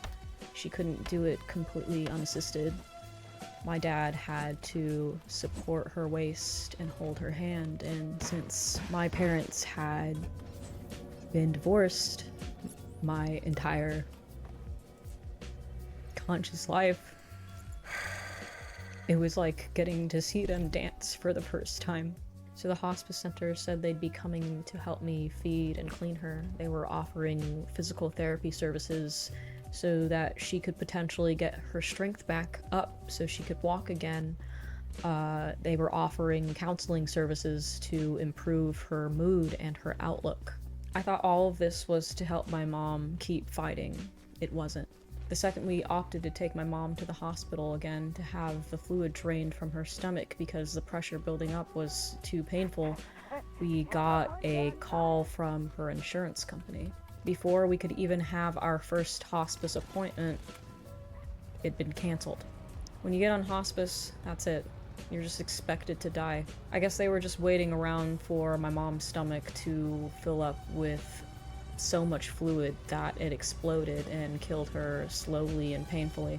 You're not allowed to receive comfort care while you're fighting for your life. Your insurance doesn't pay for that. You can pick one or the other. The way our current system works isn't even baffling. I would love to send this video to my mother because I think it would provide her quite a great deal of solace and stuff, and she would be quite interested to hear this story. But the problem is, she's a slight bit of a hypochondriac, and if I were to steer her mind in this direction, she would just manifest this lady's like symptoms over her own. And she's that worried about her health, and she sees so many doctors and stuff. I can't share this with her, and I would very much like to. I can see that we might be facing a battle like this soon. It's always good to face a battle like this right as you start a career, you know? Always fun. Doesn't help you with anger, but, you know, it's good to start a career right as your family starts to die. So then you're like, well, do I throw away the career and make sure the family gets the care that they need, like I did? Or do I just watch them falter and stumble while I chase a career that doesn't pay any money for the possibility of maybe making it so that my life's okay, but it won't fix any health problems my mother has? You know, maybe making money might help her with her health battle, but it didn't help. You know, it doesn't help. It didn't help my stepfather. He just went one day, no warning, just went. And you know, it's just fun. It's fun. It's like fun to start a career right as you have to deal with, like, you know, another death in the family or whatever. It's pretty fun. It makes you angry and resentful like this. I get the goth and the toxicity shirt. To me anymore. Of course it works like this. Fascination with profit over people is what America has been about for decades now. Yeah, and Luigi just happened. It's very, very, very poignant right now. We have allowed the standards to lower to the point where helpless people are suffering. That's never been a part of the American reality before, except for like the Dust Bowl and poverty and stuff. This is a bit different. These are people that worked their whole life. That, I mean, the people in the Dust Bowl did too, but I'm talking about, like, these are people that worked their whole life and got sick when they were old, and the money that they paid taxes for all their life should have been there for them to get the health care that they needed. And when this is a constant complaint with the leftists and Bernie and AOC and stuff is this isn't the social security or welfare that these people paid for. You can't take away their food stamps and shit.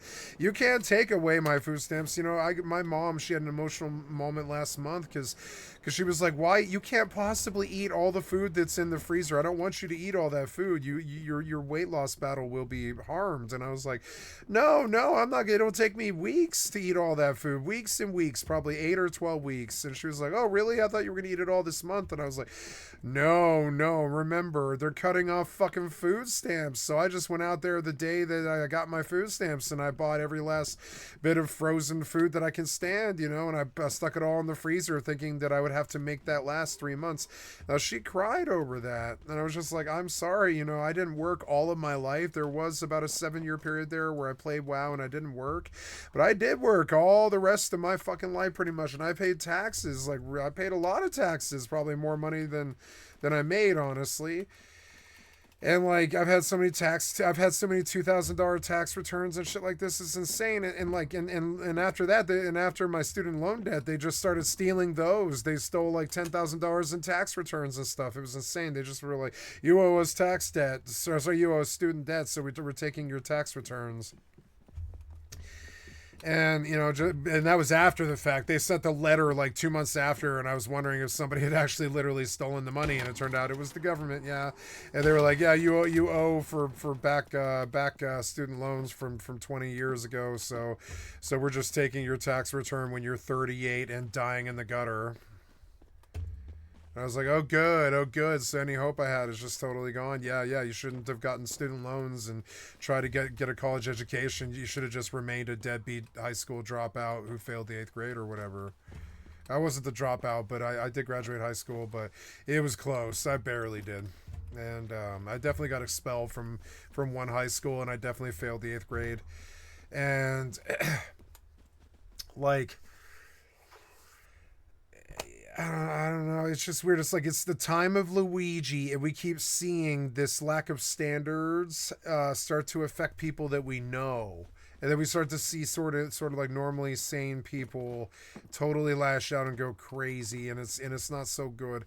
Now I hear an honest story from a true victim, and it's like, god damn it, like this is the side you never hear, like the long 2 to 3 year decline into madness where it detonates like 2 people's lives and damn near kills a career. I'm happy this girl's still making it at 105k subs, because this usually kills the career of most people. having to take care of a family member for 2 to 3 years usually kills the career of most people. It definitely did mine. There was things that killed my career long before it could ever start. Like, one was I knew I couldn't ever make more than like $3,000 a year, or they would just audit me and kick me off of disability. And then what? Then I'm just stuck with $3,000 a year. Maybe if you guys choose to still give me 7 subs a month or whatever, maybe, maybe little maybes or PayPal, little $100 PayPal donations jump me up towards that goal pretty fast. But but overall, it's just like maybe that 3,000 is there, maybe it's not. It depends on how well I do at my job, and if I'm dealing with a dying family member and I'm living off of $3,000 a year, I might not be that pleasant of a person to listen to on a stream, And so I think about all that stuff. I'm like, Jesus Christ, it's like, yo, cool. So also on top of a brand new career, I'm like, that I dedicated 105-hour weeks to for the last 4 years. Now I've lost a stepfather, and now I'm about to begin the health battle that is my mother declining and becoming sort of Alzheimer-y and, dementia-y and a little bit slower, and she has Lyme disease. That's confirmed, been confirmed for years. She's got confirmed Lyme disease, which just makes it a battle. Her system just can't recover. She's got scabs and bruises all over her arms because she's got blood issues, and she's definitely got terrible arthritis. And I can see her hands beginning to seize up on her, and I know I'm already carrying a lot of weight, and that's okay. I mean, she carried my weight when I was a child, but see, she was young. Like, she was my age when she raised me, and that, and she was young, so I'm okay with it. I'm going to do this battle with her, but it sucks. It's like sooner or later there was supposed to be some kind of silver lining or sunshine here. But they ain't no sunshine since Jerry went, I don't think. Ain't no sunshine since he's gone. It's weird. It's like that. There ain't no sunshine to be found here, I don't think. It's kind of crazy. Just greed. Like descending the darkness where light used to be. It is just like, I don't know. I try not to look at it like signs. Like, I wrote my first song on YouTube, and I still think it was my best song. It's Trouble Travels in Threes, as I'm scared of the trouble that travels in threes in my life. I don't know what's going to happen. Honestly, I figured it after my stepfather died. I was like, well, maybe my stepfather will die, then maybe my mother dies, and then I'm stuck dealing with 2 houses and 2 cars and all the upkeep and acres of land that I couldn't possibly take care of myself, and with no backup, no friends, no escape net, in a state that I didn't grow up in a town that I don't know. I know the town, but but only for about 5 years, and with people that I don't know, and I'm unlikely to take friendship or help from anybody ever again. I would say when they broke me in my ribs and threw me in the back of the paddy wagon, it tortured me for 2 hours. I think I kind of went through a PTSD, like, sort of ego death, where I was like, I'm never taking help from humans ever again. Not if this is not if this is where it takes me. It's sort of weird. I have a weird attitude about this. Oh no.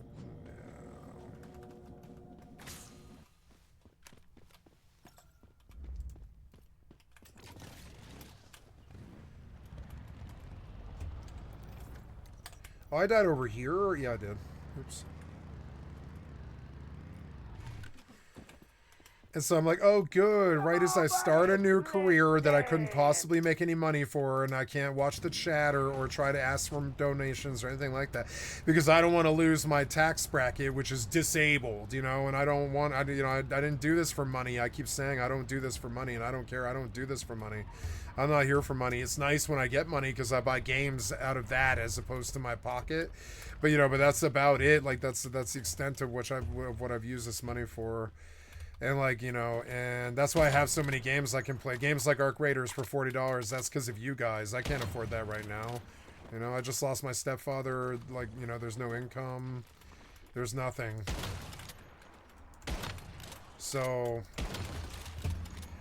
Like, you know, it's just like what trouble will travel in threes now. It's like, you know, with the death of my stepfather and poverty, what next? My mom goes full-blown Alzheimer's instantly or something, or she gets some kind of like liver problem or some kind of kidney problem or something that old people get, and then it's just like the stuff that she's talking about in this video. That's just the hell that we're descended into for months and months and months, for years and years and years, until the hospice, where you realize that nobody ever really cared except you. I know, because I've seen it twice, and I watched a junkie die. I watched hospice. I watched my stepfather die. I've seen this happen. I've seen people die, both firsthand and just also in spirit. And I watched my ex-girlfriend like kill herself with heroin, and I've seen people leave their earthly countenances and just sort of give up on this world. And I really don't need that right now. I don't want that right now. This was supposed to be the healing time, where I get a good solid 5 or 10 years of like just recovery after 13 years a drug addict, a man who tried to kill my ex-girlfriend, fucking tried to kill me and put his ass in jail, fucking PTSD, fucking therapists and relapse prevention and shit like this, 2 years in the mental health facility, and just all these terrible fucking problems, stream snipers swatting my family and all this shit. It's just like gadflies buzzing and chasing Io across Egypt. It felt like that. It's almost biblical. It's insane. It's just like, it feels like I'm Io, the goddess Io or whatever, and I'm trying to flee across the desert, and there's all these gadflies stinging me of close personal friend deaths, like my friend Jan, who shot his father and then himself a second later. Close friends of mine overdosed and or destroyed their lives with heroin or methamphetamine. There was the man who tried to kill my ex-girlfriend, the time they broke my ribs and tossed me in the back of the paddy wagon, and all the hardships that I've faced in the last few years and shit. And on top of it, right as I start a career and I get a good solid 4 years like in, and I see that I can do it and I can commit to it and maybe be successful here, I've already made money, then I end up just taking care of some old person for 5 or 10 or 20 years. That's okay. I'm not complaining. It just sucks though. Life is what happens when you are making plans. And if you're making plans, I don't really recommend it, really. I don't really recommend making plans. Because just whatever happens in the meantime, you know?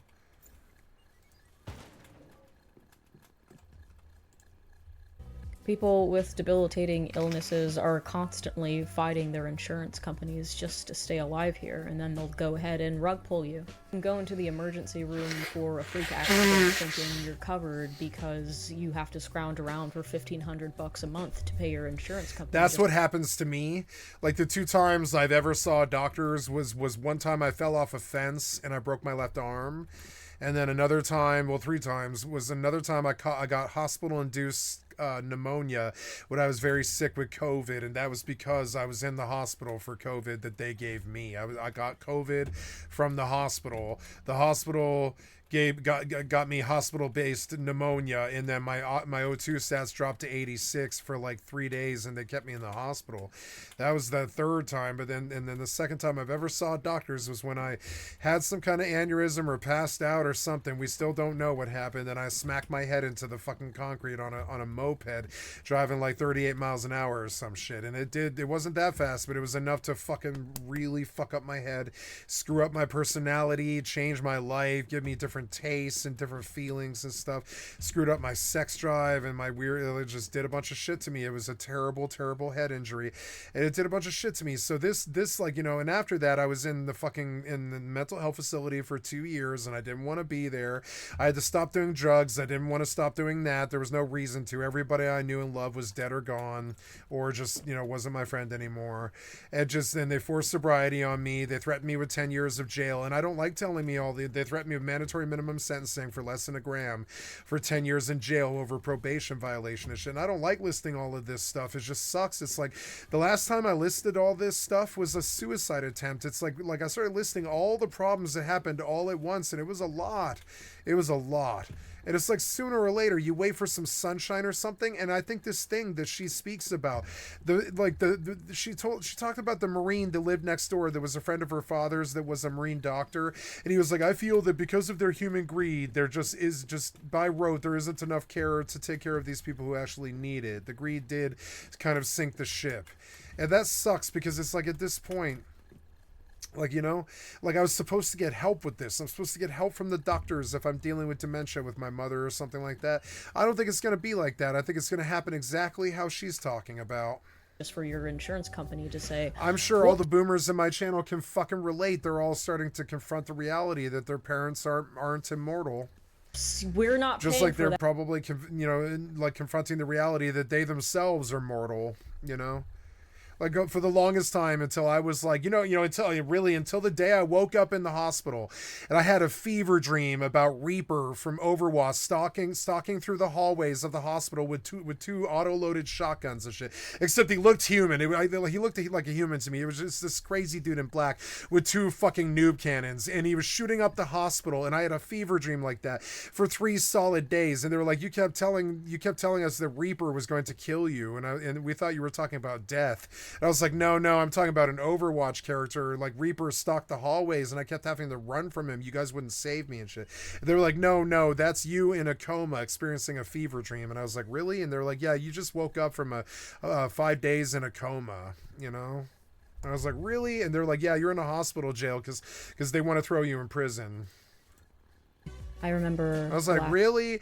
And that was it. That was like the last time that I thought that I had confronted my own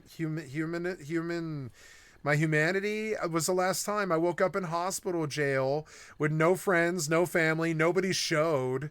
It was just, I mean, my aunt showed, but that was it. But she was there at the behest of my mother. And it was just like, and somebody did show, one person did show, but it was like nobody in the world knew it even happened. And that's how I knew. I was just completely lost. And I was like, well, I've done fucked up my head now, and I done broken my clavicle, and I have a deep vein thrombosis in my left thigh. I've got mental health issues due to addiction. I just lost my girlfriend because some dude threatened to kill her, and all this other terrible shit. And I was just out in the streets fucking being a drug dealer, dealing heroin and methamphetamine and shit like this. You want to talk about being fucking lost? It actually is like being fucking lost, and I can relate to this girl's story. I think she got it easy. I keep thinking, what happens next? Does my father get resurrected from his grave and get butt raped by fucking Donald Trump or something? What the fuck happens here? Like, what happens here in this terrible bully story where a bunch of bad stuff happens? So I wouldn't say I'm a good person, but I didn't deserve this sort of stuff. I never did anything to deserve this sort of stuff. Last time my mom was able to go up the stairs, she couldn't do it completely unassisted. My dad had to support her waist and hold her hand, and since my parents had been divorced my entire conscious life, it was like getting to see them dance for the first time. So the hospice center Except said one of them is like a quadriplegic who's dying of cancer. they'd be coming to help me feed and clean her. They were offering physical therapy services so that... I get nervous about these videos because I know they're sorrow trips meant to make you think about your own situation and what you would do and how you're dealing with it and if you're going through the same thing. And the answer was yes to all of it. I am dealing with this same sort of stuff. I just watched one of my parents die. I'm probably going to watch the other one. It's insane. I don't know. It'll be some time, thank God. I think we got some years to go. But, we don't know. We don't know. It's entirely up to just happenstance. She could potentially get her strength back up so she could walk again. Alternative treatments. No, cancer doesn't get better. We were waiting for multiple insurance companies to stop. It's the anomalous duplication of your cells. It only gets worse and worse as the tumors take over and metastasize and become out of control. It doesn't get better. I've seen it, I watched it one time. I watched it kill somebody, motherfucker. My friend Jed Gallagher. I watched it kill his mother. This is my friend Jed Gallagher. He has a channel on YouTube called Pondering in the Pines, and I love Jed Gallagher. I think he changed it to just his name because his name is much better than Pondering in the Pines, but I like that name. Pondering in the Pines, right? There he is. And elk hunt 2 months ago, 96 views. Let's give him a like. So this is his work. He does naturalist stuff in the Colorado mountains. But anyways, my best friend and his best friend is a spiritual guru who does quite a lot of transcendental meditation, and his mother, my friend Jed's mother, was a part of their ashram and their holistic healing circle. And she was really deep into it and worshiped the same people and followed the same yantras and mantras and all that stuff. And, you know, was a really wonderful woman. I liked her quite a lot, although I wasn't around her very much. And so one day, like, we get the news that she's got neck cancer, and it started at her shoulder, and he watched it travel up her neck to her eye cavity and strike her blind.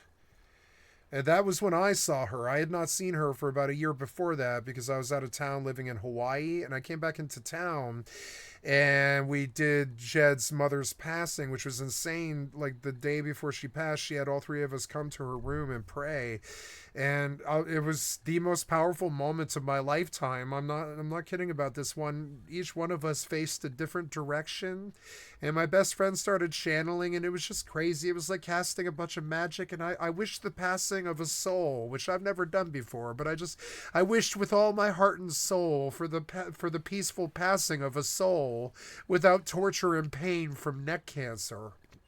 And it was weird. We sat there, we channeled, and it was one of the oddest things I've ever seen. I've moved my cat around with my mind before when I was on acid and stuff like that, but 5 minutes passed for me, but in reality it was 3.5 hours, and we stood channeling and casting spells and shit, and they just used me as a medium. And I don't know any of the stuff that they do. You know, I don't know their chants or their secrets. I don't care. I've never been one to believe in it.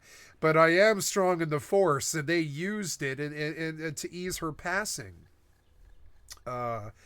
You know, and you know, all the doctors gave her so much chemo and all this stuff, but it was her son that brought her the real relief. And she told me this herself. She was like, I was dying. The doctors couldn't help me. The painkillers weren't working, and the fucking chemo was not helping. And my son, his own marijuana that he grew, he gave me edibles, and the edibles brought me back, like, and bought me another, I think it was 9 months or something like that. And then we saw her and we prayed for her, and she kept going for another 3 months past that. And she had entirely just moved to the edible marijuana because she herself had the full smorgasbord of drugs of somebody on hospice, but the only drug that she would touch was marijuana. It was the only one that she thought worked. And so, in a way, he was able to get his closure because his marijuana was something that she took great solace in, like edible form, right before she died. She had gone blind, so she was just sitting in her bed all day. This is the thing that the fucking insurance companies don't remember. I was there, I witnessed it. She was sitting in her fucking bed all day. She was stricken blind. The cancer twisted her skin and traveled. It was a melanoma, and it traveled up her fucking skin through to her eye cavity, and it was like watching the Force take over Darth Vader or something like that, or the skins and the stuff that happened to her skin, and then she went blind, and she only knew us by voice. And it was terrible. She was just a husk of a human being left behind, and that was my friend Jed's mother. That was about 13 years ago now, something like that, when I was about 27, so it would have been a while now. 13 years something. And I watched what it did to him. I watched it. I watched what losing my best friend's father did to him. And I didn't witness my father's passing. He just disappeared for a pack of cigarettes one day, and I never did see him again. 20 years later, he passed away of an aneurysm or something, or a stroke or something. We still don't really know. And because he was in South America. And, like, it's just crazy. Like, watching that cancer kill Jed's mom, I began to understand that like, you know, this thing, she was expecting help at the end. She didn't get it. The only help she got was from her family.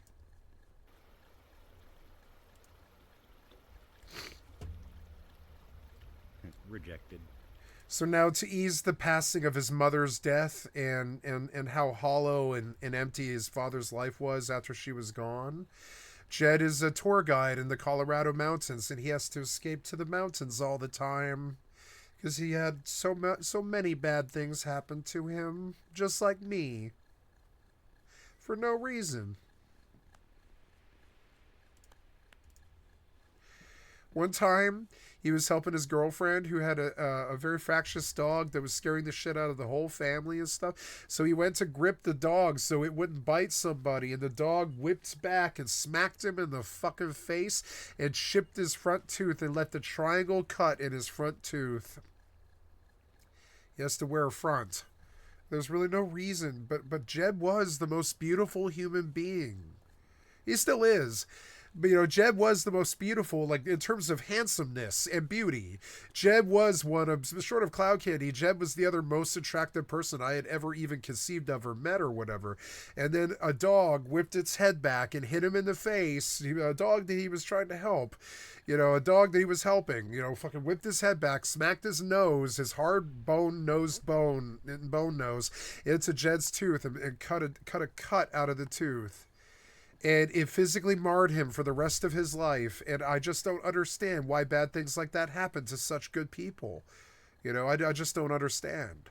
Fucking us around. But it takes another 12 days for my mom to get her cancer biopsied and examined and approved. Yeah, 12 days seems like a normal amount of time for somebody who's lost their ambulatory walk to cancer and is dying very quickly. 12 days seems like a reasonable amount of time, yeah. I could see a Monday through a Friday, but by the Monday of next week, if they're not on my shit and not with me 6 days later, I'm calling malpractice or something like that. Like, motherfucker, this should not take longer than 6 business days. I give you 6 business days. Maybe somebody's on vacation. Maybe somebody's, like, you know, fucked around. Maybe there's a paperwork problem. I know, or insurance problem. I don't care. 6 business days later, by the Monday of next week, you have to resolve this and get this person the care that they need, or you're in violation of American federal fucking law with huge penalties, fines, and jail. But I don't want medical procedures that are needed for dying customers. I know that's how you think of them, so that's what I said. I was like, dying customers, because that's what you think of them as doctors. They like the patients are customers now. But you have dying customers, and if you take longer than 6 days to turn around on a cancer patient's case, I would see federal insight, and perhaps jail. I would see you face federal insight. A new type of because medication. 6 days for a dying cancer victim, longer than 6 days for something like a blood draw or something like that. No, man, no, that's you playing with their lives. This is why Luigi shot your fucking worthless piece of shit, corpo cocksucker ass. Called Faslodex. 15 Faslodex injection appointments thereafter, my mom gets weaker and weaker. It was becoming more and more It's like apparent. they kill her. It's like it became more and more apparent that they're poisoning a dying patient, and that the drugs that they're using are so expensive that there's a money motive. Yeah, look at Martin Shkreli. Yeah, it was too the Wu-Tang Mom effort. was The hospitalized Wu-Tang for idiot. sepsis. We didn't know she had sepsis. They didn't tell us she had sepsis. They didn't tell her. They just she let had her sepsis. die. We only found out after she'd been discharged. Sepsis is a She really couldn't eat big more fucking than a deal. few They bites of discharge with sepsis. Discharging with sepsis is malpractice. watermelon here or there, or a few sips of juice at a time. And she couldn't stop throwing up, and she couldn't stop salivating. No one would tell us why, no matter how many times we asked. No tests were done until we bitched enough, and they finally scheduled her for an endoscopy appointment to see what was going on with her throat, and a follow-up about the lack of But I mean, we care don't for have her a cure for cancer, babe. I mean, I hate to say it. We don't. What can they do? They can only make her comfortable. We don't have a cure for this. They can only dump a lot of money into her and a lot of drugs and try to make her comfortable. I am sympathetic to the doctors when it comes to battling cancer. That's not a battle we've won. There's no respite or hospital afterwards. You just die. It's a war where there's only casualties. To see her in the hospital the day before, and this would be the last time I ever saw my mom coherent again. I mean, Was people her live saying- through cancer. They do. But I mean, like, I'm talking about terminal cancer is a war where there's no survivors. silly self, she complained about how loudly the equipment in her room beeped, and she complained about how long it took nurses to come around and changed her when Yeah, that's like sound torture. If you're dying of cancer, you should be able to tell them to turn off the beeping, because who cares? At that point, put a vibrator on or something. You're a medical professional. Put a vibrator on. At that point, you're sound torturing her. And I have a real thing about sound torture. Video game developers do sound torture in a really inane way, and so do doctors. She soiled herself, so I changed her. A hospital full of goddamn people. Yeah. Of nurses gossiping and eating the vending machine M&Ms and not making themselves particularly busy, and I was the one that had to change her, like I had many times. Yeah, I have a story about this, like this. Like my friend's wife found out that he was cheating on her. And she found out through me, because I'm a liar, but I'll only lie to spare feelings. I won't lie to hurt feelings, you know, or to hurt anybody. I'll only lie to spare people. That's it. So I didn't lie to her. I was like, yeah, he's in Salt Lake City fucking some woman in a motel room right now. I just told her. I was like, sorry. You know, and she's like, Jesus Christ, you want to butter it up or something? I'm like, no, it's a hard reality that he forced me to understand that was what was happening. It's a hard reality, and I'm forcing you to understand what's happening. I don't want that reality, but I'm not going to lie to you about it. You asked me, so I fucking told you. She's like, is something going on with him? And I was like, I don't know. What do you mean? And she's like, I fear that he might be cheating on me. He's out of town right now, and I'm scared he might be cheating on me. And I was like, yeah, he's in a motel room in Salt Lake City with some girl right now. He told me. And I told her, I was like, I don't like how uncomfortable that makes me, you know, and I'm supposed to just keep his secrets like I'm part of his cheating circle too. It's not like I get to fuck that girl. What do I benefit for keeping his secrets? All I do is make you hate me. There's nothing I benefit for keeping his secrets. So maybe our friendship's better or whatever because I keep his secrets, but it's not, because I resent him afterwards and our friendship isn't better. I don't need to keep his secret about cheating on his wife. That's fucking stupid. I'm not doing that. I don't care how much I like him. I'm not doing that. I like women too much to do that. So anyways, I just bald-faced told her, and she was not ready for it. She drank an entire handle of vodka and swallowed an entire bottle of pills, like in the next room. And then she told me. So then I called 911, and I take the baby from her because she's too drunk and fucked up now to even hold the baby anymore. And as she's like being taken care of by the fucking paramedics and the cops as they finally come, her mother comes screeching on the scene, and there was a blizzard, and her mother came running across the courtyard going full tilt like a track star, and her mother ate shit on the ice and wiped onto a fucking, she wiped like face planted onto a fucking like a stone sidewalk that was completely frozen over, and it was like frozen, and it was hard, and she hit it hard, and when she came up, there was blood fountaining from her fucking bloody nose, and I was like, oh my god, some 68-year-old lady just bit it, and I went running at full tilt like she did, and I watched as no firefighters, no cops, nothing, nobody at all. I was the only person there with a heart, a soul, or some kind of legal fucking ability to help that lady, because they were either physically or legally restrained from helping her or whatever it was, but nobody ran to help her at all. There was like 5 paramedics and 10 firefighters standing around, and they were dealing with the attempted suicide, and they were all there ready and dealing with it and shit. And when that lady bit shit into the fucking sidewalk and shit, I went running full tilt when I had that weird sinking moment. I looked around me, and there was like 20 human beings who were all qualified first responders who were gonna fucking stand there. Now, I don't like this fucking story. I don't think this has to do with them being bad first responders or bad people. I like Denver first responders. That's not what this is about. These people felt legally constrained that they couldn't help her because they weren't called for her, I think. They were called for the daughter. right? So they were constrained to help the daughter first. She was the one who just imbibed all the pills and is about to die. So they just stood around helpless. I watched them do it. I watched it for about 5 seconds. I watched all 15 of them throw their hands up and stand around helpless as they looked at the baby and the daughter and were like, what can we do? And I was like, this isn't your fault, but I still don't like you. It wasn't fun to watch. So I went running to help her, and I'm helping her up. She's choking on her blood, and she's inhaling blood and shit. And I'm like helping her up, trying to get the blood out of her face and shit. And I'm like, oh my God, I think you broke your nose. And she's like, yeah, maybe I did. No, she didn't break her nose, but she damn near did. And it was just crazy. And she had bruises all over her body and shit. It was just insane. And I was like, I went back and I was ready to lecture them, but I looked at them and I realized this had nothing to do with them being bad people. They were constrained. They were like by the bureaucracy and the system that they live by. They were not able to help that lady as she like face planted in front of them. They weren't there for her. I've struggled with this a long time, like 10 years. It's like, God damn it. But it was still, I was the only one in a crowd full of fucking paramedics and cops who ran for that lady. I was the only one. And she was mortified by it too. When I picked her up, she was like, where are the cops and the fucking paramedics? And I was like, I don't know. They're with your daughter.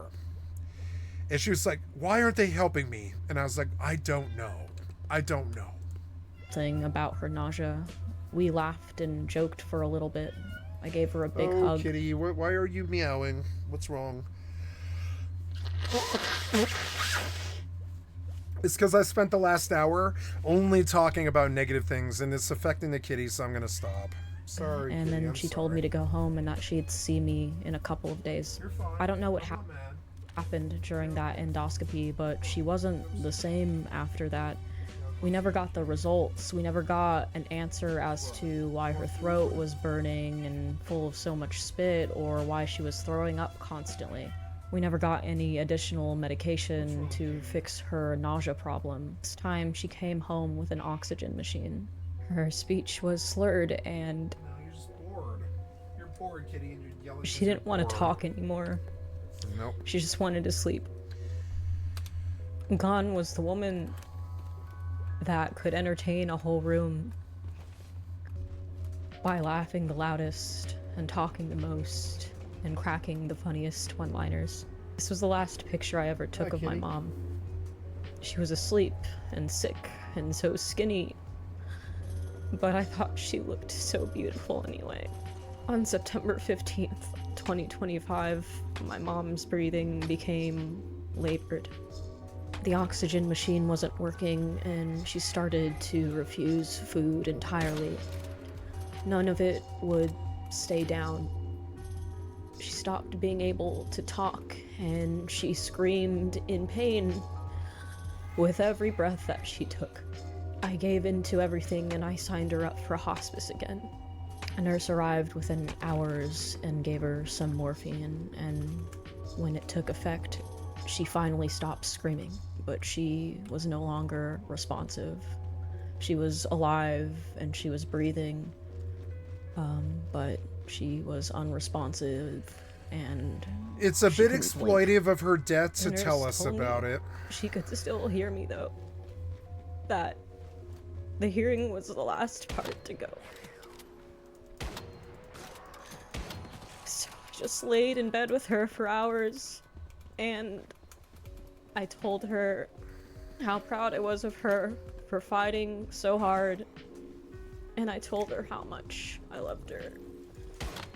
And I told her she didn't need to worry about me and that I'd be okay. One and hit. Come on, she didn't man. have to suffer anymore. We're the same level. For me, she Same could just gear. go when One she hit. was ready. My mom, my treasure, my soulmate. I loved her so much. I played Luciano Pavarotti for her, and I just laid next to her for hours and I cried. On the morning of September 16th, 2025, my mother took her last breath, and she was dead. I was her live-in nurse 24 hours a day for 6 months, and she still died. I loved her more than anybody else ever did, and I couldn't save her. Every doctor and insurance bureaucrat along the way failed her, but I feel like I can only blame myself for not being enough. It feels easier to say that it's my fault because the alternative is realizing that if you get sick in this country, you're just You fucked. might die. Yep. The institutions we have, they will dick you over without giving it a second thought. Yep. And they don't give a shit about you. So it's easier Come on, to just say man. that it's my fault than to acknowledge the truth. 5 shotgun blasts and they If you live in one-shot me. America, Come on, this is your man. parents' future. This is your future. Yeah. It's not an if, it's a when. I don't even know what the solution to any of this is. Luigi we had a was part of single-payer it. healthcare system Ugh. like they do in Europe. The medical industry oligarchs would just lobby against the fixed medical care prices until they were expensive again. And I don't even know what legislature could be put into place to prevent egomaniacs and morons from getting medical licenses. It's erroneous to put your faith into these people at all. It's stupid to just wait and hope that things change. I've had I know good that's very experiences with my bleak doctor. And doomer pilled, but She it's the helped truth. save my life. The best you can do I will is be fair take about really it. good care of your body. And I have a hope good that it doctor. I have a doesn't good break down personal on caretaker you, or who helped maybe save my move life. to a different PCB, I mean. country. I wish I could end this video on a happy note. No. I wish I could tell you that I personally Happiness had is for- ideas happiness about is a healthcare clinical reform. disorder. I wish I could tell you that I was like running for fucking president or something and that I was gonna save America. Nope. Nope. You're a But I streamer. don't have anything like Nope. that. Nope. I just have my mom's story to tell you, and I hope that you listened. It's strange. I see a lot of politically motivated people out there protesting for a laundry list of reasons, but I never see anybody protesting about how bad healthcare is. At least it's not something that gets You don't? media coverage. I know I'm not the only person with a story like this either, and I'm wondering what we can do about it.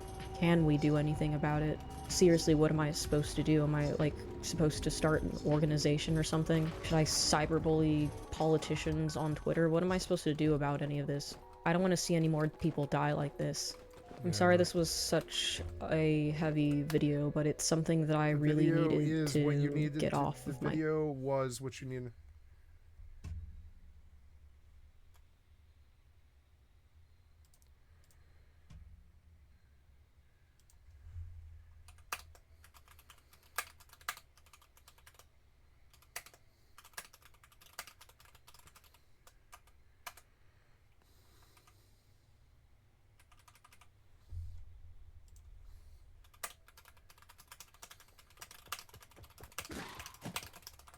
Oh, really? While I was AFK? Why? Does it prove something about my skill?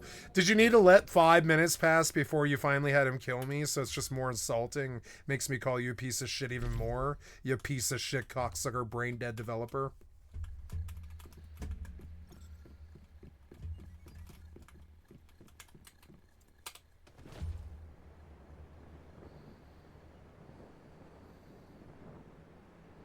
Never mind, I was standing on him. I take it back. I didn't think I was close to him at all. I'm wrong.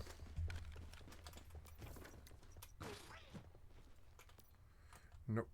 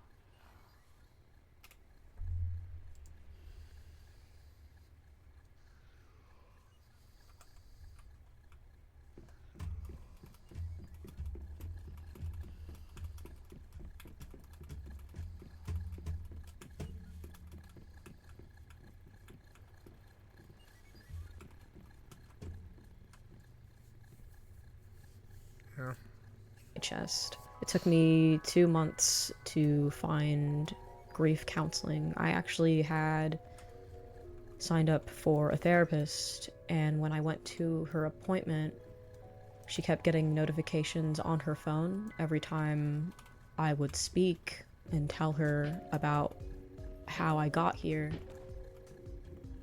And then it looked like she was reading off of her phone, so I believe she was using ChatGPT to give me therapy.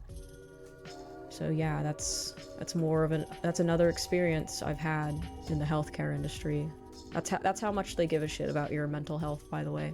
I didn't want to look very hard for a sponsor for this video either. I didn't want to like have to cut myself off in the middle of this ordeal to tell you about like the latest and greatest boner pills or the world's softest mattress or whatever the fuck. So if you liked the video, just send it to somebody else.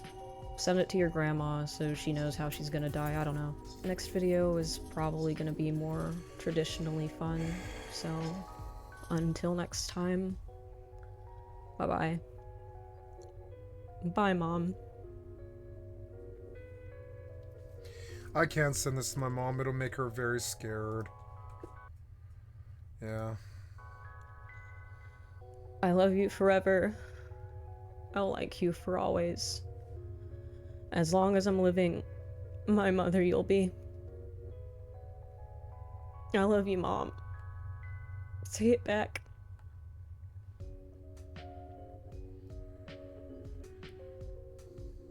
I love you, Mom.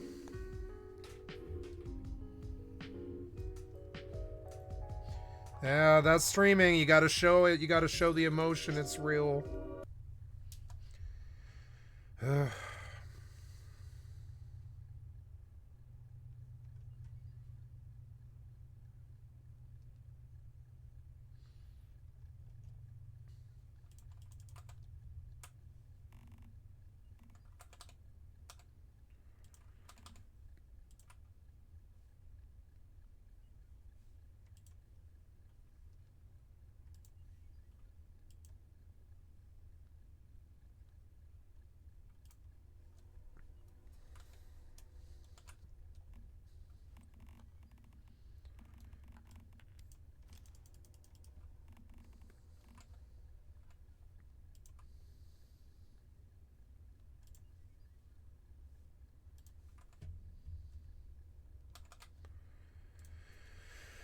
I thought I would seek a career in video games, but video games is dying. I thought I would be a drug dealer, but then they banned Craigslist personals, and I couldn't do that. I thought I would, it's just weird. It's like everywhere I go, I don't see, there'll be no shelter here, And it's like, it seems like the industry is dying. What?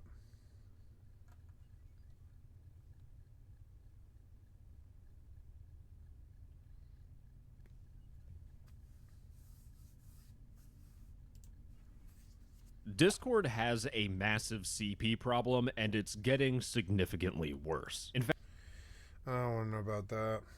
I'm not part of it, and I don't care. I care about the kids, but I don't care about, like, attacking Discord. I don't think that's Discord's problem. I think that's the people who attack kids' problem.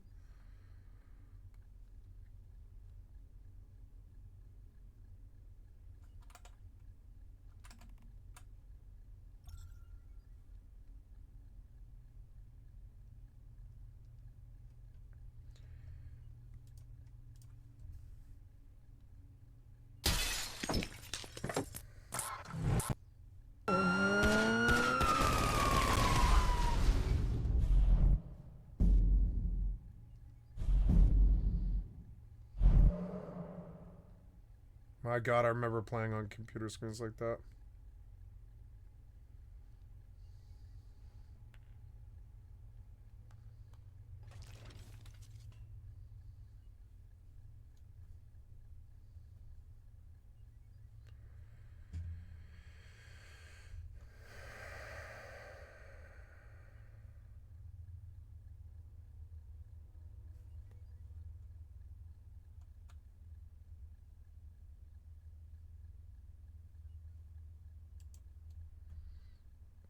Am I having fun? No. I don't want to play the game. I bought the game because people promised me they would shower me with money. My teammate threw that grenade at me. Probably not playing this game again. Yeah.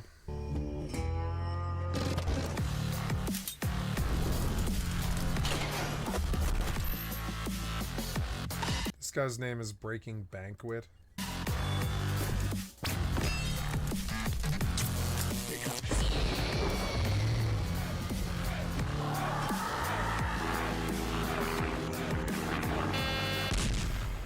Say my I'm gonna name. open a new twist now. Goddamn right. Training lets you reposition quickly. Yay. My first time playing Arc Raiders. It already has that stink of indie game on it. By the way, Mario, ban anybody talking about the DSP stuff. I can tell you right now, this shit already feels like a waste of fucking $40. I don't have enough overhead to do tax write-offs anymore, man. Since I got married, like my marriage deduction is more than games, so like I can't write games off. I can, but at the same time it'd be actually detrimental to me.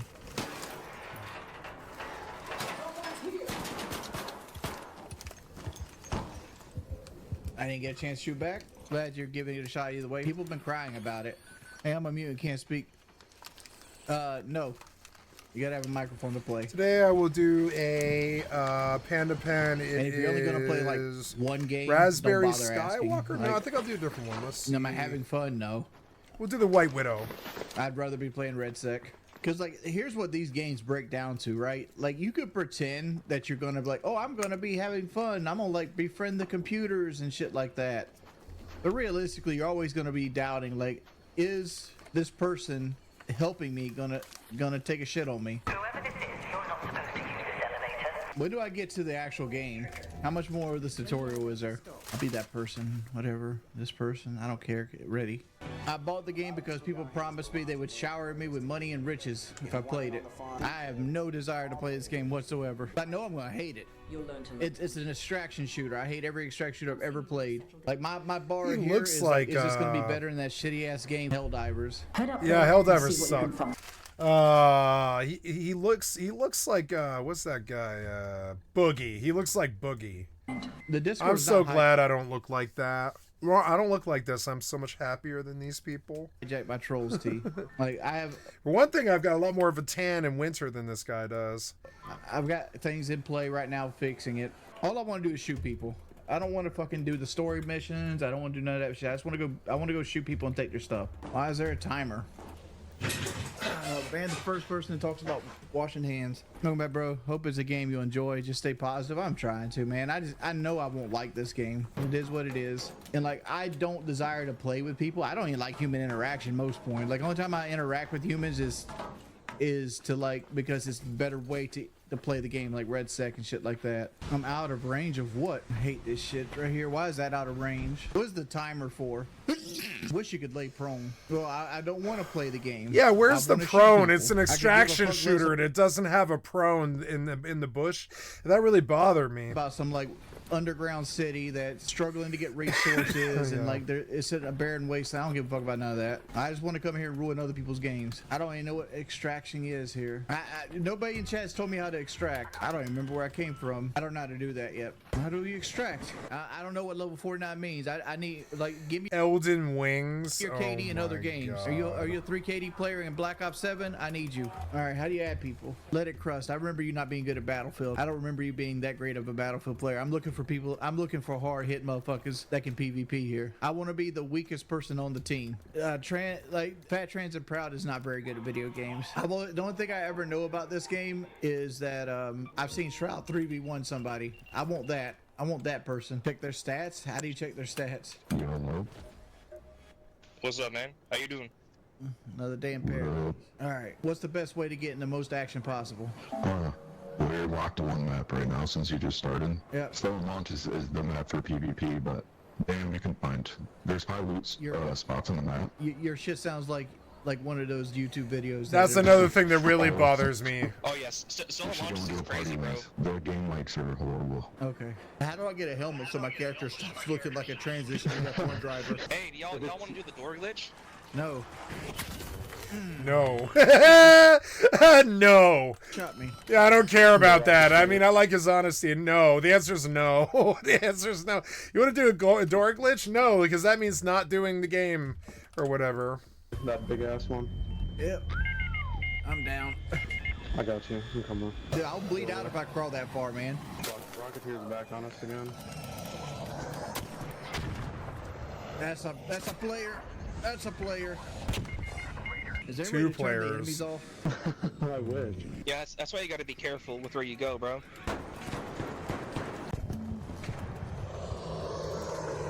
I'm so glad I don't play with people like this. To use bro 5 times a sentence.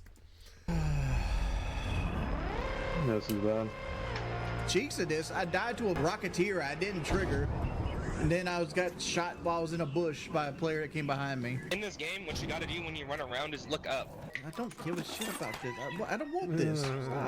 Stop inviting me, Wit. Honestly, like, I'm probably not playing this game again out on stream after this session. It's not even hard. It's boring. Yeah, The game's not hard. It's like it's so much to get into action, then you get killed by a robot. Yeah. The robots are the most annoying thing on this game for sure. I don't know what half this shit does. No, it's the players. It's all like recyclable to build. You guys think the bots are annoying? Are you kidding? Most of the time, it's the 3v1 when you get discovered, or it's a 2v3. You're either in the 2v3 after they discover one of your homies, or you're the one that they discovered. Your workbenches. And that's and if you're not the guy doing the discovering, I learned very fast. If you don't open up on them immediately, they just kill you.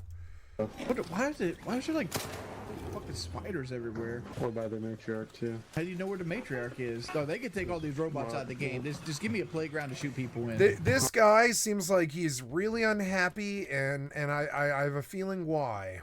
It's the sheer amount of carb intake.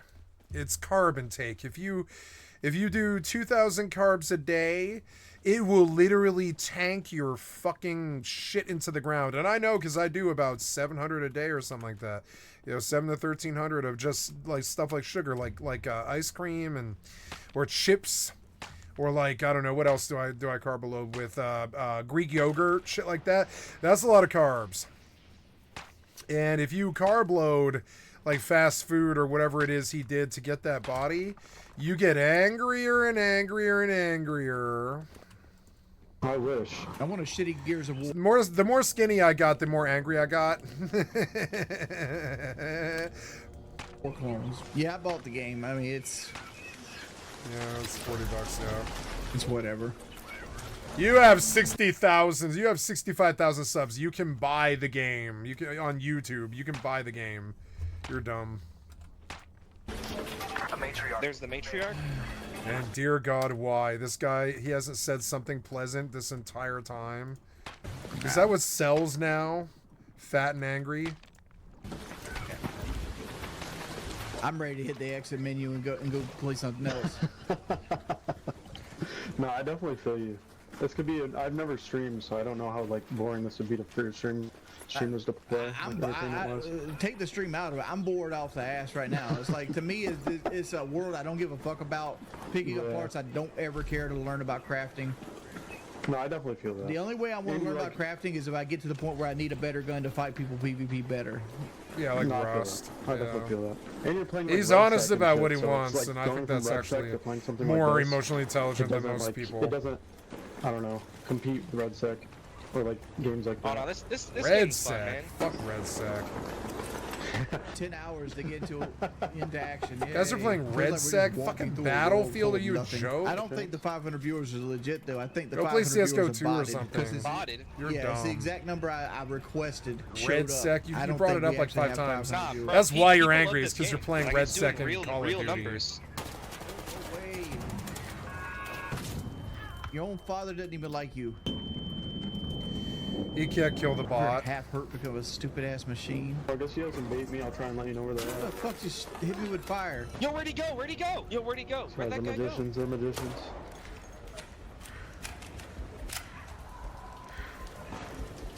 Wow, I thought I was bad at Arc Raiders. I can't push or do anything right now.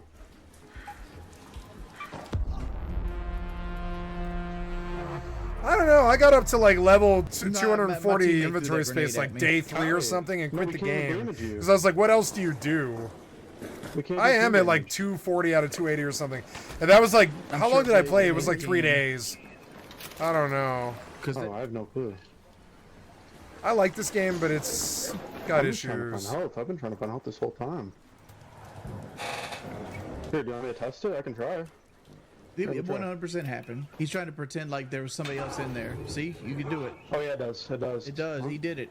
I know he did it. I watched him do it. Yeah. And then I he, didn't- I then he genuinely pretended didn't know. that somebody else was running through. I No. have the awareness of a god. Wow, that's cringe. Yeah, I have the awareness of a god. As he lights you on fire. I have the awareness of a god. Like that's my whole thing about shooting is how aware I am of my surroundings. I genuinely had no idea you could burn people to death. I didn't know that, honestly. Yeah. I had no clue. Fire burns. Everybody.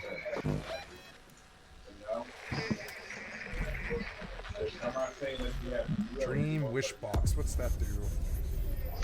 Reality fragments. What's that do?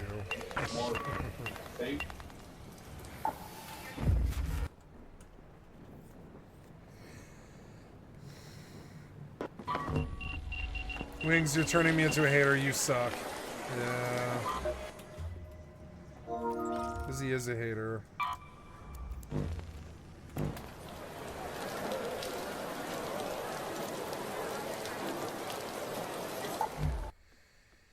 Is it Wings of Redemption? No, but it's that vibe though. Yeah, I just left out Wings. Yeah, I'm trying to figure out how to remove that dude. I was gonna say the chat is saying go solo. I would recommend, honestly, I would recommend going solo. Mm-hmm. I'm not trying to like leave on you or anything, but solo is where you're gonna learn the most, and you won't run into like. I mean, is it Wings of Redemption?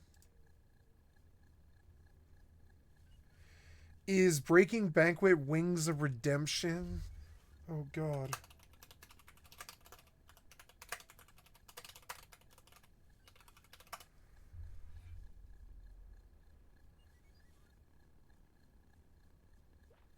Okay.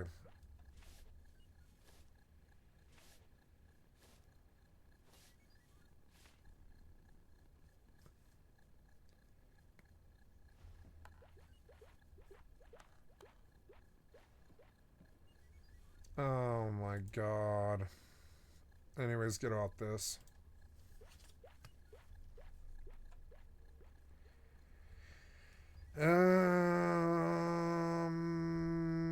Boy, when I chew through content in a game in like 5 days, it bums me out. I'm like, whoa, I mean, I thought I would get a couple of weeks out of this. What do I do now? 76, I tore through Ohio in goddamn 3 days. There's nothing but little shitty side quests left. And on top of it, it wasn't that much content, really. So it's like, I don't know. Like, what do I do now? I thought I'd play Fallout for a couple of weeks. What do I do now? I could play custom for a long time, but I mean, I don't know. Not really in the mood to do that.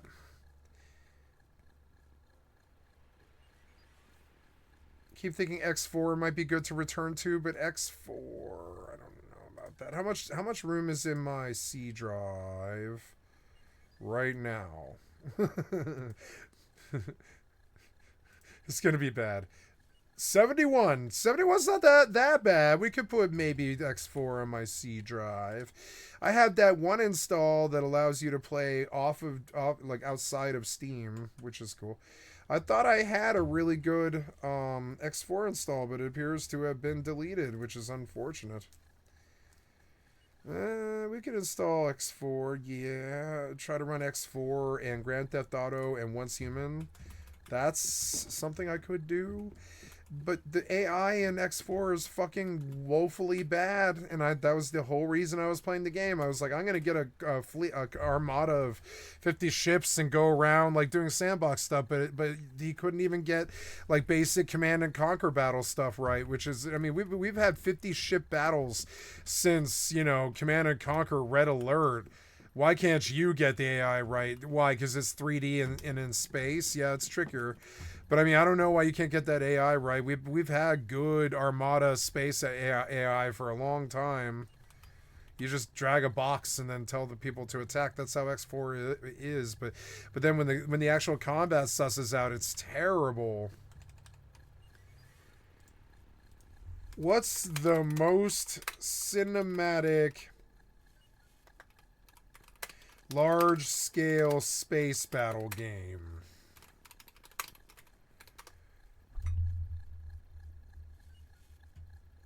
Sins of a Solar Empire 2, Stellaris, Battlestar Galactica Deadlock, Empire at War, Homeworld.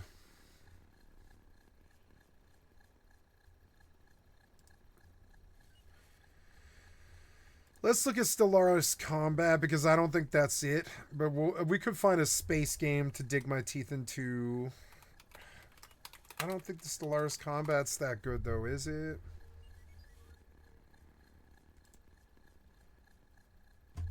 Prepare for war. But most claims will go to that particular empire. Or if it's... Nope, it's an immediate turnoff. Unfortunately.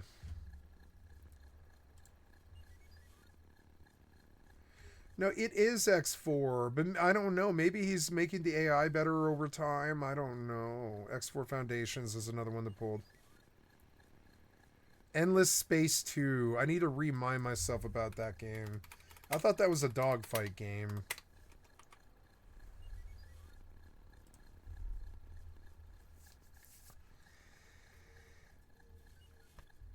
Yeah, we first heard of this from Seth, I think. Yeah, I think I was attracted to this game for a bit. Hey people, Seth here.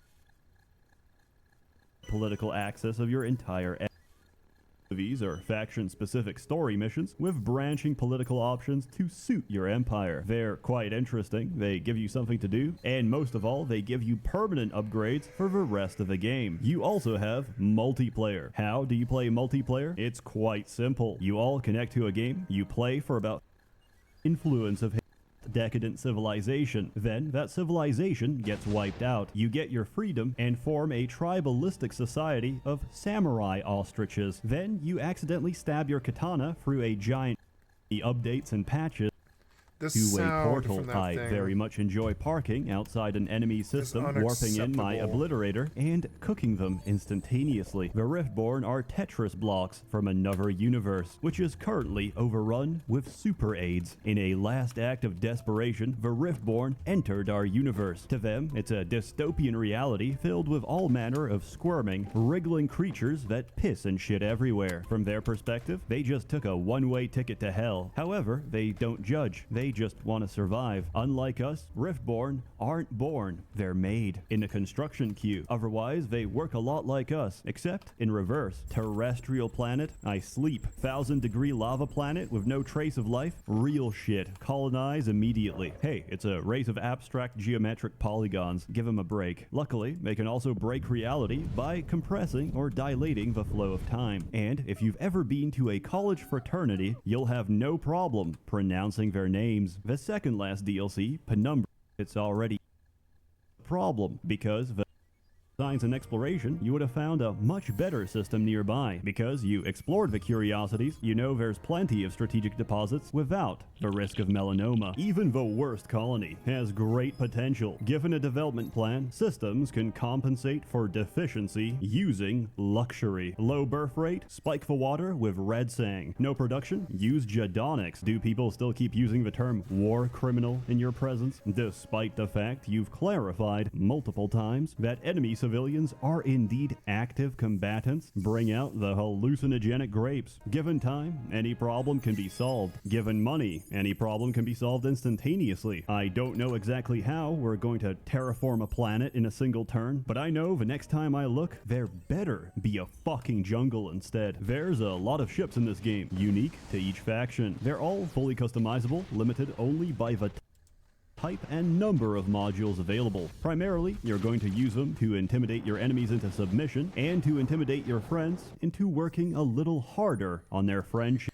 This isn't it. I think X4 is the game I want, unfortunately. X4 has its issues. But it does run in the background.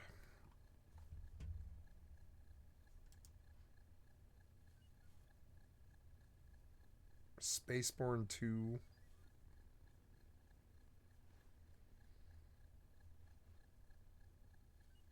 Bethesda's new game Starfield is just around the corner, and I was looking at the currently available space-themed games, specifically roleplay games, when I came across this gem, Spaceborne 2, like Dragon Ball, and it released in early access just a few weeks ago. And these days, as soon as I hear early access, I have alarm bells ringing. But we need to address the elephant in the room here, because Spaceborne 2 sounds too good to be true. It sounds better than Starfield, and somehow it's made by one single developer and seems to have everything that everybody ever wanted from a space. Why are we halting over and over again?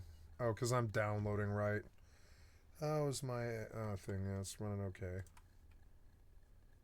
Yeah, this is going real fast, actually. Escape. Let me break it down before we jump into the game and see what it's actually like. Spaceborne 2 is a true open world single player RPG game where you can basically make a living doing space themed activities like mining, trading, piracy, crafting things, and really deep exploration.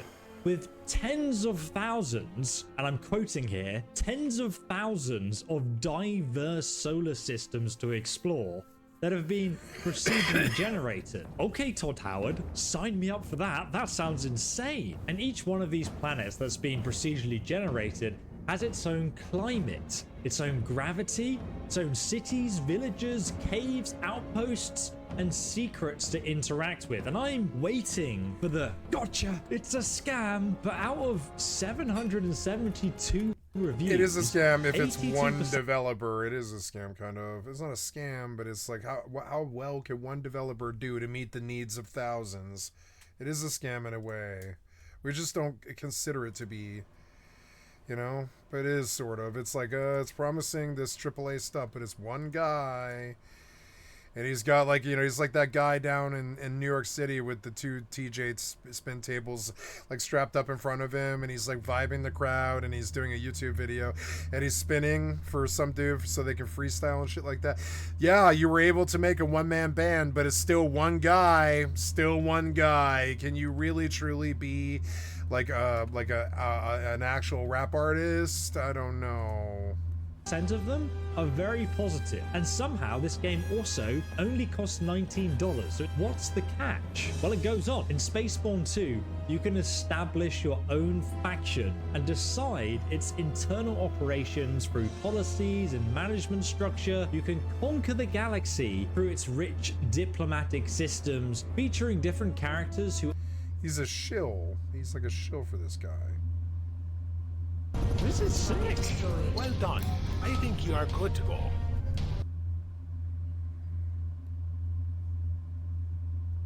Why is this taking so long? Oh, it's because I'm downloading a thing and it's taking up my hard drive. Yeah. Calibration completed. Waiting for the thruster input. Press left shift. Oh!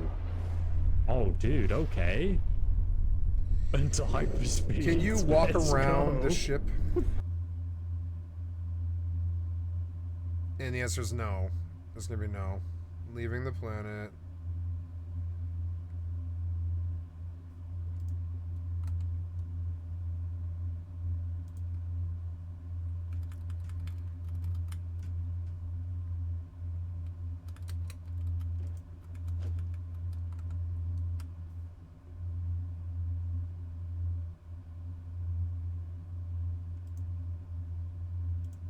It opens up. Okay, so you just jump into your ship. Press R to take off. Okay.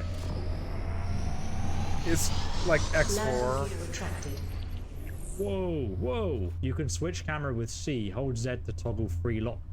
Oh, wait.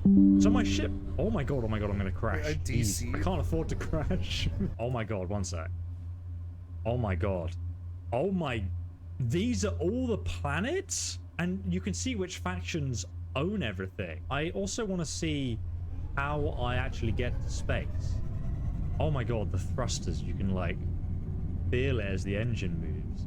This makes me, like, super hyped for Starfield. I didn't think I'd be so excited to play a space game, but this is cool. Hold thrusters to exit to surface. Press left shift. Oh, okay. Oh, nice. So we know that It's too Starfield doesn't old have of a this. video Like, you for can't. this. I don't think this game was successful for several reasons.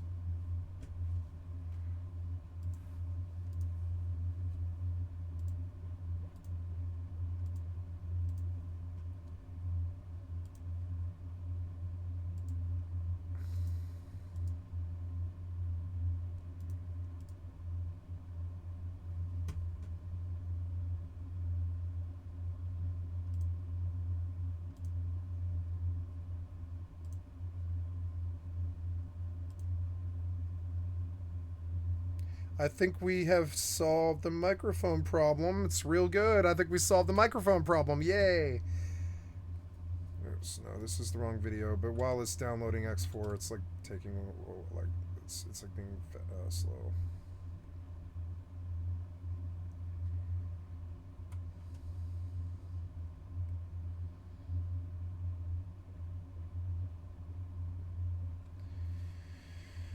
What am I gonna do?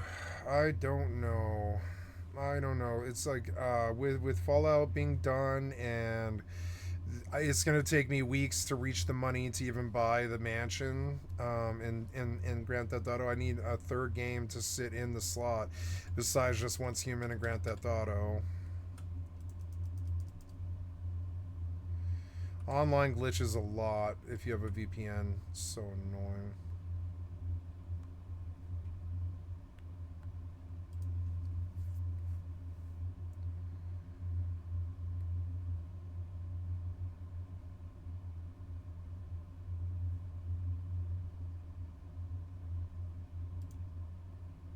Action Sandbox.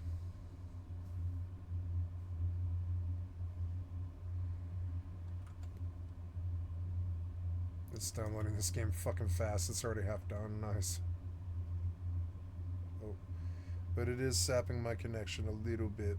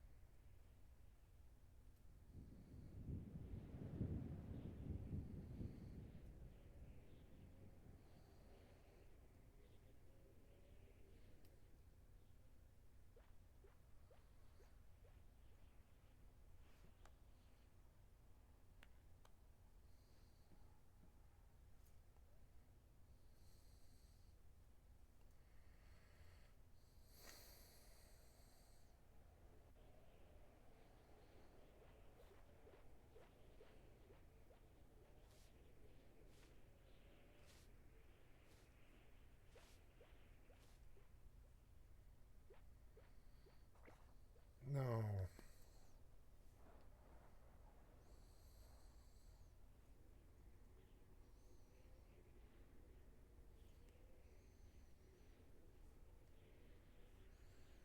Oh my god, I'm gonna have to deal with this tomorrow.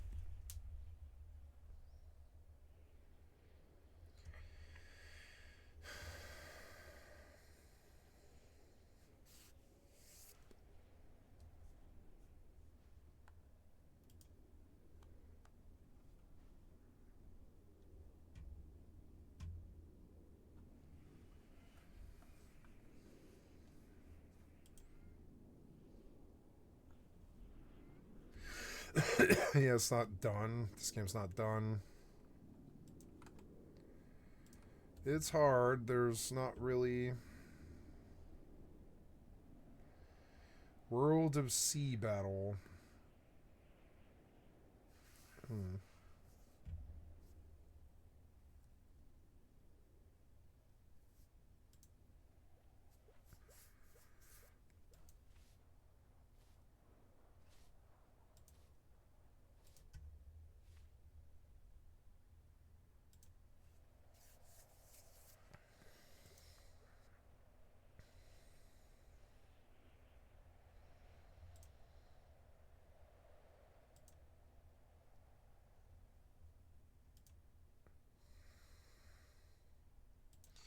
So many bad games. I can just surf through them 50 at a time or something. It's just bad game, bad game, bad game. Fucking annoying. This game can't log in because of my VPN.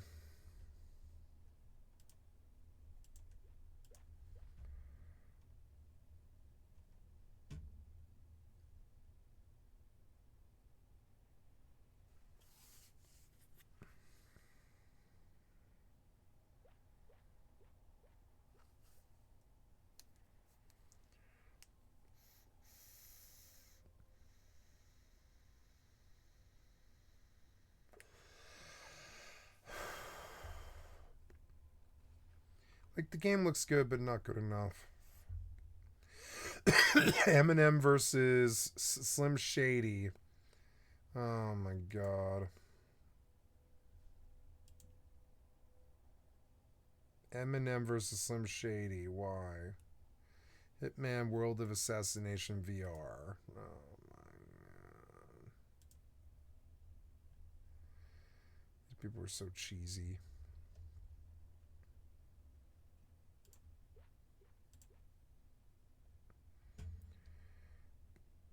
There's so many weird games, but almost none of them are good.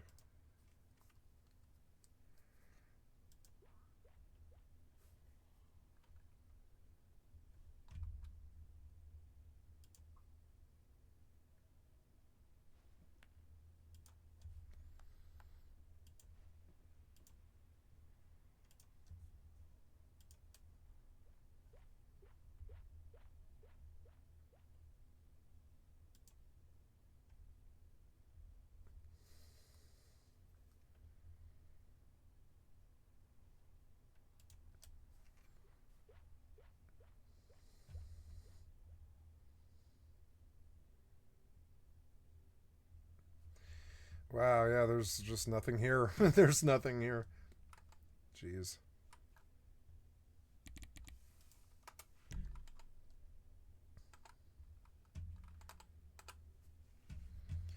Unfortunately.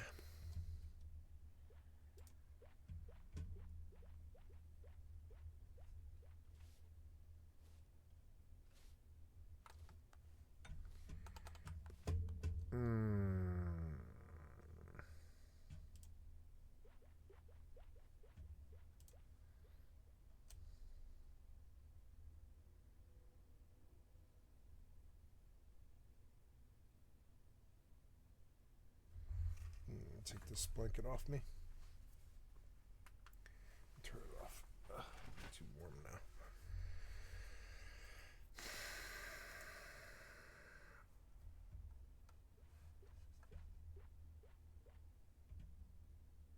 Don't recommend channel.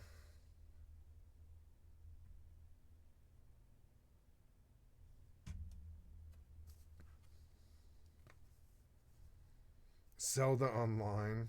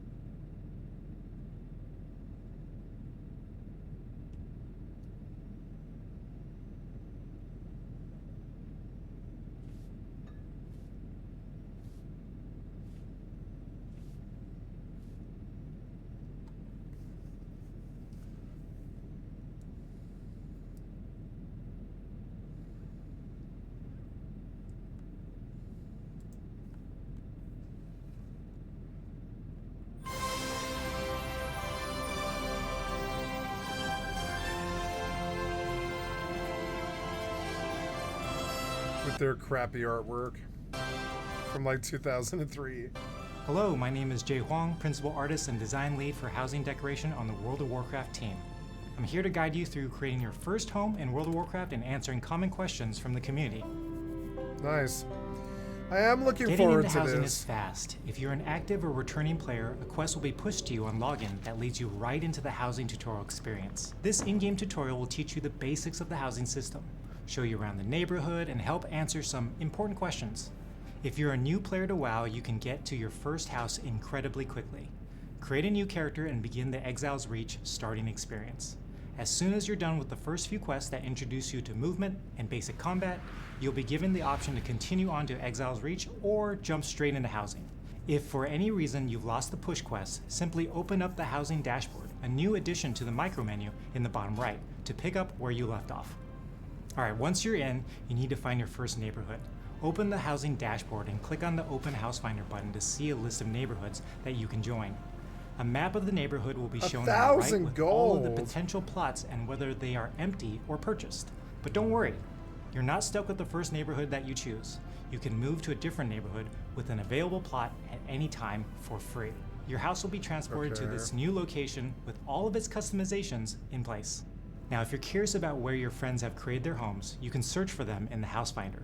Simply type their name in the upper left corner to find the neighborhoods where they have purchased their houses. Public neighborhoods are the most common type in WoW's housing system. They consist of 55 unique plots and are open to any player to join.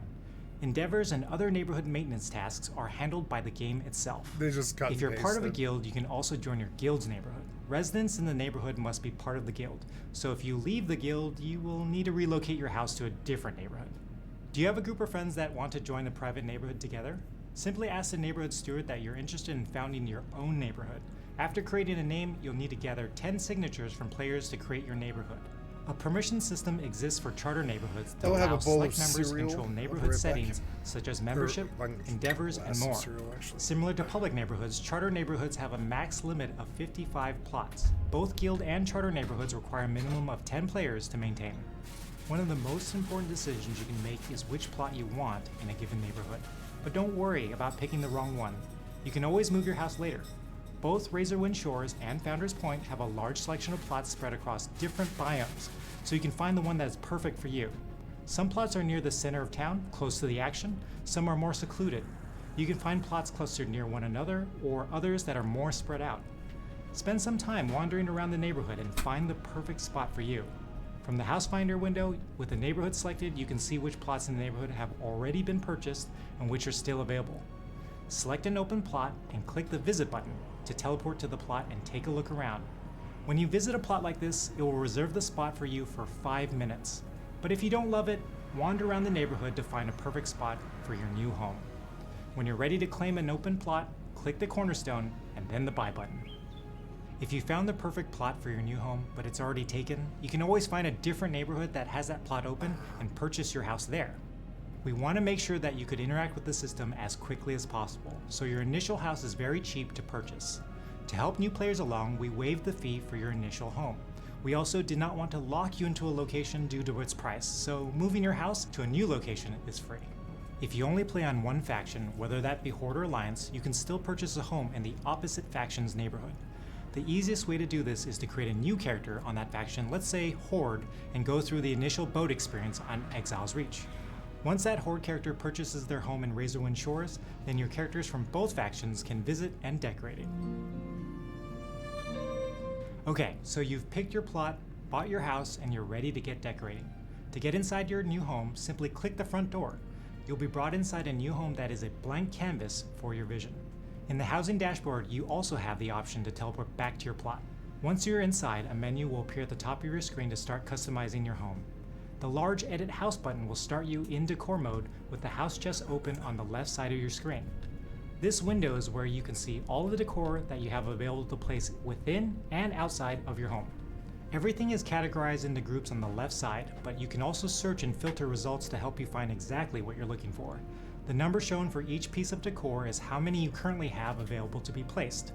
More information about that specific decor can be found in the tooltip. Let's place a piece of decor. Left-click the decor that you want from the house chest and move it into the room. A list of hotkeys will appear on the right side of the screen to show you how to rotate, show or hide the grid, and other functionalities while you're placing the decor. Each piece of decor that you place takes up some of the maximum place decor budget for your house, indicated in the top right of your screen. You can see how much of this budget each item takes in the tooltip shown in the house chest, and the overall budget maximum can be increased by leveling up your house. More on that later. Now let's take a look at the menu at the bottom of the screen. The first button is Decor Mode. This is the basic editing mode that allows you to quickly place decor and block out your house. You have a few options above it, Snap to Grid and Enable Clipping, that can be toggled on and off to make placing decor easier. Advanced mode is where the system really takes off, with unrivaled controls that are extremely easy to use. There are options to move and rotate your item using 3D controls, as well as scaling slider to make your item bigger or smaller. You can even break some of the rules from decor mode, like placing items in midair instead of being locked to surfaces. This mode is where you can make some truly magical designs happen. Customize mode enables you to change up the look of certain items. While in this mode, when you click on an item that can be dyed, it will bring up a dye menu. Certain decor will allow you to change the color of parts of the item by using dyes, which can be acquired through a crafting system and consumed on use. Customize mode allows you to change the styling of your floors, walls, and ceilings. When you first get started, you'll have a single room, but by using Edit Floor Plan mode, you can add rooms and floors to grow your home, using the house chests and connection nodes on existing rooms to expand your layout. Much like decor, there is a room placement budget indicated in the upper right corner. Each room takes up a specified amount of budget, but it can be increased by leveling up your house. Want to throw a house party? You absolutely can. Each house has a set of permissions that allow other players access to your plot or house interior separately. If you want to visit someone else's place, simply right-click on their name in the party frame, guild list, or friends list, and there will be an option to teleport to their home. You'll be able to jump straight into designing the interior and exterior of your house with the starter pack of decor items provided to you after obtaining your home. It includes over 60 items that provide a good sampling of decor to get you started. From there, decor can be earned by purchasing from vendors and the auction house. The kids have it so much better than we did. Achievements, earning reputation and renown, defeating raid and dungeon bosses, crafting with professions, and after midnight launches through neighborhood endeavors and midnight delves. Leveling up your house over time has several benefits, including increasing your room placement and place decor budgets. Initially, you can level up your home through neighborhood favor by collecting decor that is uncommon quality and higher. After the launch of Midnight, neighborhood endeavors will be another avenue to level up your home. The exterior of your house can be customized as well. Simply walk onto your plot, click Edit House, and then select the Edit House Exterior button in the bottom menu. You will enter a new view where you can rotate around the exterior of your house. Several options are available for you to select on the right side, customizing wall and roof styles as well as color. Fixture points appear around your home that, when clicked on, give you a variety of options to add, such as windows, chimneys, and towers. You can move the entrance to your home to a spot you prefer. You can also move where your home is positioned on your plot using the Decorate mode. Decorating your yard is just as easy as customizing the interior of your home. When you're on your plot and in Decorate mode, your house chest will appear on the left side and give you all the options at your disposal using the same controls that we used previously. Oh, and one last thing. If your account lapses, your house will stay in its current location. Once a long enough time has passed, your house will go into storage, which will free up that plot in the neighborhood. But once you resubscribed, you can drop your house back onto a new plot with all the customizations and progress intact. And there you have it. We hope this video helps you along in your first leap into housing in World of Warcraft. If you want to jump into this feature as soon as possible, everyone who has pre-purchased Midnight will get immediate access with the release of our next content update, The Warning. We are so excited for everyone to truly come home for the first time in World of Warcraft and can't wait to see what you're going to create.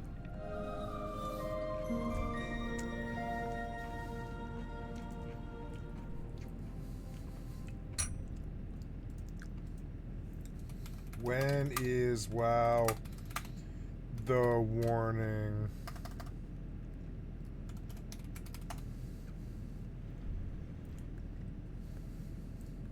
Oh, it's Tuesday.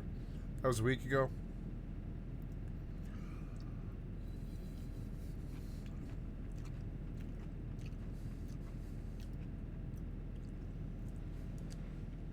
The Brawlers Guild. That was good. I want more. I'll be right back.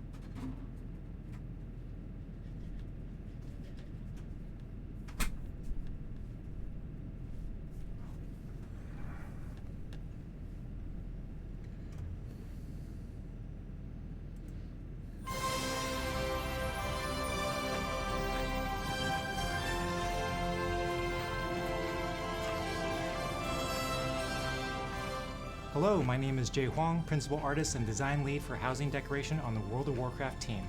I'm here to guide you through creating your first home in World of Warcraft and answering common questions from the community. Getting into housing is fast. If you're an active or returning player, a quest will be pushed to you on login that leads you right into the housing tutorial experience. This in-game tutorial will teach you the basics of the housing system, show you around the neighborhood, and help answer some important questions. If you're a new player to WoW, you can get to your first house incredibly quickly. Create a new character and begin the Exile's Reach starting experience. As soon as you're done with the first few quests that introduce you to movement and basic combat, you'll be given the option to continue on to Exile's Reach or jump straight into housing. If for any reason you've lost the push quest, simply open up the housing dashboard, a new addition to the micro menu in the bottom right, to pick up where you left off. Alright, once you're in, you need to find your first neighborhood. Open the housing dashboard and click on the Open House Finder button to see a list of neighborhoods that you can join. A map of the neighborhood will be shown on the right with all of the potential plots and whether they are empty or purchased. But don't worry, you're not stuck with the first neighborhood that you choose. You can move to a different neighborhood with an available plot at any time for free. Your house will be transported to this new location with all of its customizations in place. Now, if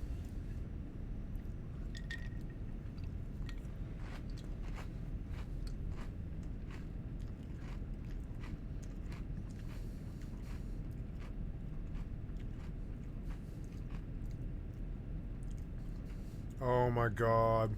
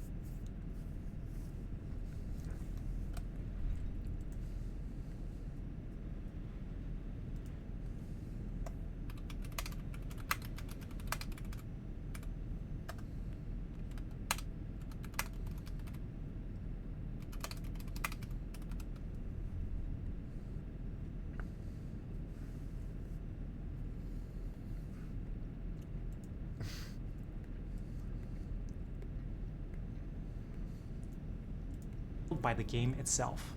If you're part of a guild, you can also join your guild's neighborhood. Residents in the neighborhood must be part of the guild, so if you leave the guild, you will need to relocate your house to a different neighborhood.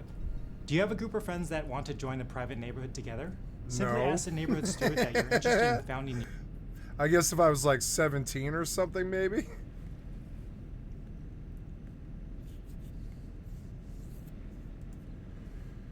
Wow. I have to say, the Fallout community is incredibly creative, and it continues to impress me time and time again. Because Bethesda made the Creation Kit modding tools freely available to the wider public, players like me have a never-ending parade of novel ways to enjoy Fallout 3, Fallout New Vegas, and Fallout 4. Not only do these talented modders keep the games feeling fresh by implementing modern features, such as being able to aim down sights and sprinting, but they're also creating new things to play around with. Armor to wear, weapons to wield, and companions to travel with. Lord knows I love a good modded companion. Modders have even created entirely new quests and adventures for you to go on. Most of the time, these kinds of adventures only take about an hour or two to complete. A little bite-sized adventure you can knock out in an afternoon. Other adventures can be significantly bigger, taking place in entirely new world spaces, and they're more comparable in size to DLC. But then, there's the big projects, the complete overhauls as they're called, where it's basically an entirely new game made within an existing Fallout engine. These things are unusually massive in scale, which unfortunately means that most of them don't make it to completion. It's a lot of work for what is likely to be a relatively small modding team. So when one of these projects actually does get released, it's nothing short of a small miracle. I have played a handful of these overhaul mods in my time. Fallout New California and Fallout the Frontier are the ones that immediately come to my mind. Both of them were incredible overhaul mods for Fallout New Vegas. And I was impressed to see what fans could make, driven by their passion to tell a unique story within the Fallout universe. They certainly had their flaws though. As impressive as they were, you could tell that they were fan-driven projects because there were some glaring issues that couldn't be ignored. Fallout New California suffered from a lack of development resources, so although the first few hours are very polished, the rest of the experience feels underdeveloped. Fallout the Frontier was even more ambitious and was jammed with just so many amazing things. But the main quest line was plagued by terrible writing, plagiarism, and just really frustrating gameplay segments. It was so bad that it overshadowed the entire rest of the game, and Fallout the Frontier is largely just known these days by its awful main quest that was filled with honestly terrible design choices. But again, these are unofficial, fan-made Fallout games, you have to cut them some slack because projects like this are always going to be held back by their limitations. Because how could an unofficial game, made by inexperienced but passionate fans, with a total budget of basically nothing, ever rival an official product? I don't know how, but Fallout London somehow completely defies this logic. It is another unofficial, complete overhaul mod, this time for Fallout 4. And after having spent dozens of hours in it, I can say that this fan-made game is good enough to be considered an official Fallout game. Seriously, if Bethesda themselves had been the ones to release it, if they packaged it up and put it out on store shelves and digital marketplaces, it would have been welcomed into the official canon alongside Fallout 3, Fallout 4, and New Vegas. The gameplay is smooth, the voice acting and voice direction are top tier, and there are numerous quests to go on and things to see. It's just a really good experience. That's not to say that I don't have critiques or criticisms. Subjectively, there are some design choices I don't like, and some parts I think could have used a bit more polish or revisioning. But I must give credit where credit is due. Of all the mods that I have played, this is the one that most closely resembles an official, authentic Fallout experience. And that is an incredible achievement, something that I hope everybody on the development team can take pride in. They have worked incredibly hard, and their efforts shine through. I can see how much care was put into this project. So what's wrong with you? If I had to give a one-sentence review of Fallout London, it would probably be this. If you enjoyed Fallout 4, you'll probably enjoy Fallout London as well. In fact, if I were to be incredibly reductive, I would say that Fallout London is simply more Fallout 4, and doesn't stray too far from the established formulas of its predecessor. Many of the strengths of Fallout 4 are present: the exploration, the weapon and armor crafting, interesting factions, and fun combat. But it also shares many of the same weaknesses: the glitches, lackluster lighting, and dated combat.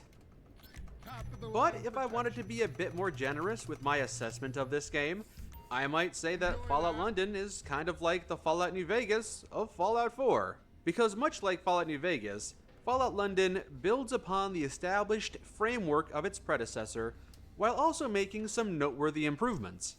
Let's start off by talking about the most impressive aspect of Fallout. You know, I kind of want to install Fallout London and just kill everybody, because I think I can do that, can't I? I think I probably can. I probably can't kill. I probably have to set it on easy if I want to survive long enough to do it. But we should try like a homicidal Fallout 4 run, because it might be funny. And I think I can do that with GOG. It's not that bad, although I think I have to install Fallout 4, which sucks. That's like a lot of gigs. That's like a lot of gigs. I don't know. Is it Fallout? Yeah, like Fallout. I don't know. Can you just install what I need for... Why is my NordVPN... Oh, did you restart this download, huh? 49% complete, but it's queued, but it's not running, is it? No, I don't think so. You just... DC'd the VPN for some reason. I don't know why. Let's see what else London, in my opinion, which has to be just how much new stuff there is. Because this is an unofficial fan-made game, everyone would have understood if they reused some of the assets from Fallout 4. But they didn't. Every single piece of this game feels new. Many of the staples of the franchise that we have seen time and time again are simply absent. There's no super mutants, Brotherhood of Steel, no Vault-Tec vaults or Death Claws, and honestly that's a relief, as many of these factions and enemies have been overutilized by the franchise to the point of nausea. Yeah. It is so refreshing to see new factions and new enemies taking their place. But it's not just new factions and enemies, it's also everything. New food, new drinks, new robots, new flora and fauna, weapons, armor, vehicles, music, corporations, and architecture. The modders really went all out to seed? give Oh, this game its no. own unique identity, and so much of it is unapologetically download British. then if you're gonna From fucking the foods DC. to the accents of the people you meet to all of the recognizable landmarks like Big Ben, Buckingham Palace, and London Bridge. In fact, while I was playing this game, I started to become more familiar with British culture and landmarks. Since this game takes place in Fallout London, as the name would imply, I now know that London has a famous Ferris wheel called the London Eye. And I learned that the city of London is settled on a river. Yeah, I don't want to do the story from this game. Can I not do it? Do you have to do the story in Fallout London? Do you have to do the story in Fallout London?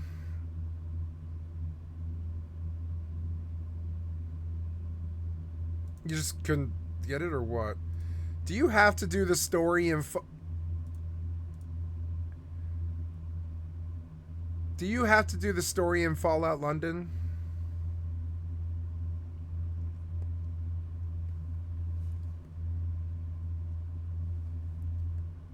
Oh my god. Never mind.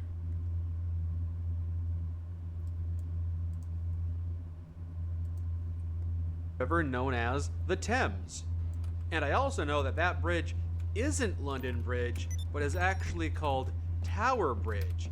And the actual London Bridge is significantly more boring. But I didn't know that. I'm willing to bet a lot of people didn't know that. And there are so many cultural references everywhere. James Bond, Doctor Who, The Beatles, Wallace and Gromit, Shakespeare, the Cocking Wombles. There were probably even a few more references I just didn't get because I'm ignorant of British culture. But all of these things taken together as a whole really emphasizes that you are no longer in America. This is London, the United Kingdom. Rule Britannia! Even the user interface got a makeover. Because the fictional Vault-Tec Corporation doesn't operate in England, none of the classic Pip-Boy icons return. Every single one of them has been replaced with a new one, and each and every one of them is fully animated. And I must repeat myself that this is a fan-made game. People would not have been upset if the vanilla assets were simply reused here.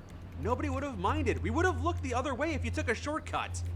But they went all out to make this game have a unique feel, and those efforts are on full display. And having all of these new things to find, new locations to visit, new gear to acquire, new enemies to fight, they all reinforce the primary gameplay loop carried over from Fallout 4. To go out, fight some enemies, complete a few quests, and use the spoils of your labor to craft and upgrade new gear or buy more ammo. And once you're done with that, you get to go back out there with all your updated gear and explore more dangerous areas. And Fallout London gives you plenty to explore, let me tell you. The game world is absolutely packed. Hundreds of locations are scattered all throughout the city of London for you to find. Sometimes it's something small, like a little laundromat. You go in there and there's not a whole lot going on. But other times, you find a place that is jaw-droppingly impressive, like the British Museum or a beautiful, spacious cathedral. There is something new around every corner. Even going into an otherwise unremarkable location could net you some unique gear, like a collectible coaster or magazine that'll boost your stats, or a mysterious cute Cthulhu doll, the purpose of which becomes more apparent as you gather more of them. Or maybe you'll find a vinyl record that you can bring back to your main base and listen to a new classic song. And if you decide to go underground, you'll find a fully functioning... Hello. Welcome one and all. I know.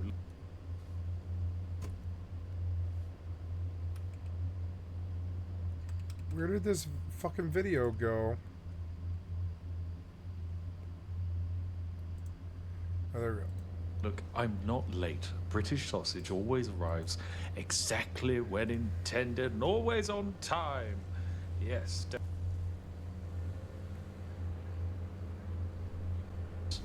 Thank you.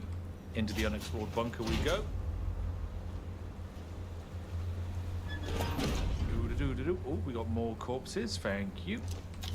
A whole torch. That's very nice. Lovely jubbly. And we'll go just through the base, grabbing all of the nonsense we can find. Now, over there is a weird...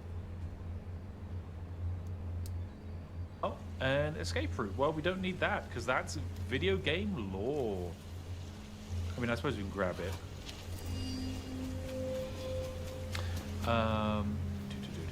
But onwards we go. So, over there is very clearly a bandit camp in a place called L3. We don't need to worry about that. Instead, I'm going to be making my way over this direction, as there's quite a few interesting things I found. Right, off we go. But yeah, as you can see, the world is not doing the best after this incident. That is where the nuclear power plant was, and is of course producing a fair bit of funky chemicals into the sky. This is the water wheels area. Oh, and there's an enemy down there. Let's have no trouble. Yes, we don't need any trouble. We can all be friends, of course. Some bugger playing hide and seek with me. Yep. Wait, there's no grenade here. Ooh, I was here the other day and there was a grenade sat right here. I guess there's random loot spawns to an extent. And what do we got down here? Oh, we got a human.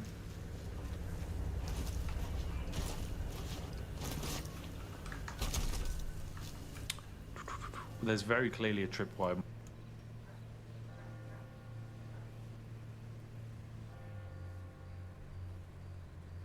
Opens up some very exciting different avenues for the lore. I do recommend investigating it. Anyway, so we get this key to a special little chest, and that gives us access to an SMG if we want, but most importantly, we can take this combat stim recipe. We'll take that. And I guess we can take the SMG as well. And there we go, lovely. All right, good stuff. And then I think there might be some extra stuff hidden in here. Okay, no, these are just toilets. Is that a first aid kit? Wow, a whole first aid kit. Exciting, right, good. That's town hall all sorted.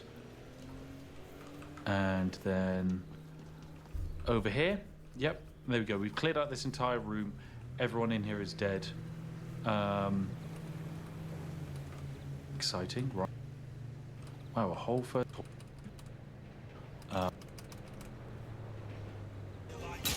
Oh no, you died too. Oh. Oh no, you died too. Oh, what a shame. What a shame. They must have fallen over on all of the ground. But yeah, there we go. So he's dead now. Oh, shame. We can now take all of his actual really good stuff. This Crease letter is a really interesting read. The access to the well, no, I've murdered the right people. Yes. Right, so we're off in this direction towards the military base. Alexander Harris. Why is it white? Donating for a political thing. Well, donating to mention something that's happened recently in politics. Why is everything I don't all talk about white? politics on stream, but I will say that yes, I personally think it's very funny that America is contemplating joining the Commonwealth. And that is all I will say on the subject. It is very, very funny. Oh dear. All right, so we make our way up to the military base. It's, you know, it's full of military people. We don't necessarily want to. Why are they all white? And then I go through here. Do. What have we got in this crate? Ammo. And we crawl through here. I'm like a little rat scurrying around this army base, taking all of the good stuff.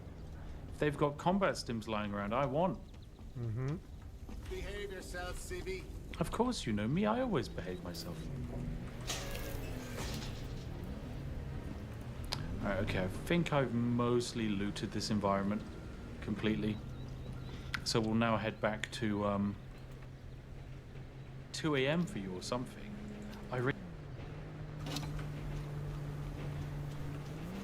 Yep, sure does look like it. Game doesn't look good Mess enough. hall. Fun. Right, we're done with this place. Back to the village.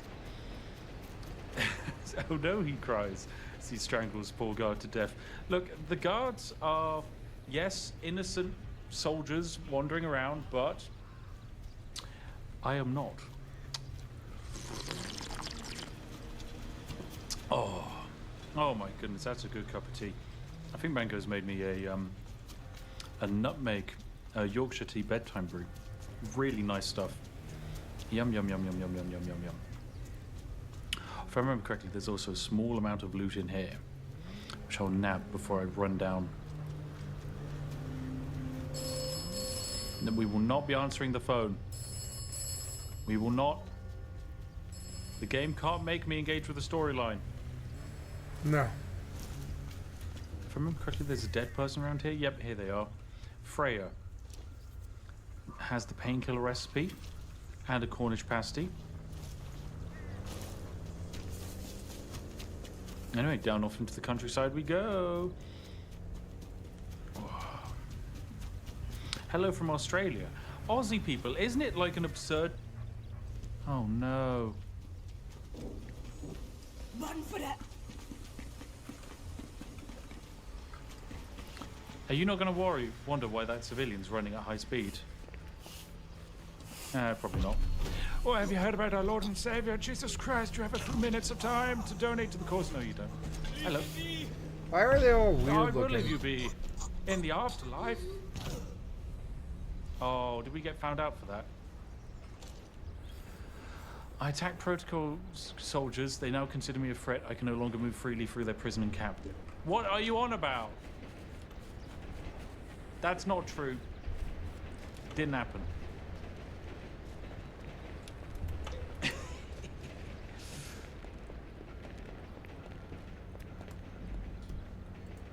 Okay, we need to make sure less civilians run away. You know I heard something. Wait, did you just spawn back in when I loaded a save? That's not nice of you. Right, we're gonna have to load back a little bit further then.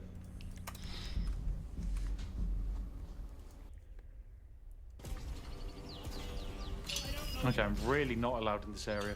I attack protocol soldiers. What are you on about? Well, at least... Game just doesn't look that good. I'm just gonna say.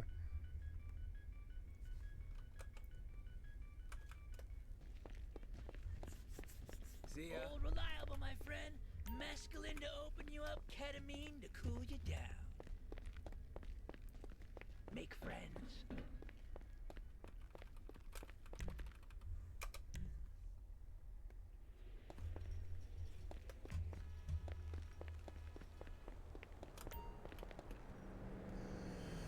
I believe I'm ready to do mission, yeah.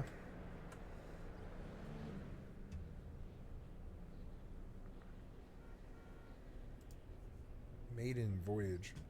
You know, for someone who always complains about the Hall of Mayans, I really do seem to be sleeping at their tavern like every time. Like, welcome back, y'all.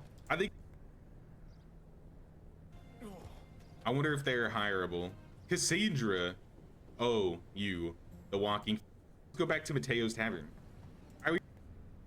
Are some dirty bandits that you can take with a makeshift bow. Are you ready? You'll need to disappear before any of those Queen's lackeys spot me. Let's try. From Cragkeep to Cragkeep Bay, we need to kill them before they... Oh no. Well, hopefully these guys don't follow because, yeah, turn those guys a different way. It'd be a little unfair if they had that extra hand of people. I think, yep, that's Cisno right there in the front. All right, team, this is gonna be scary. Do not hit the woman. Do not shoot the lady. All right, we got a headshot.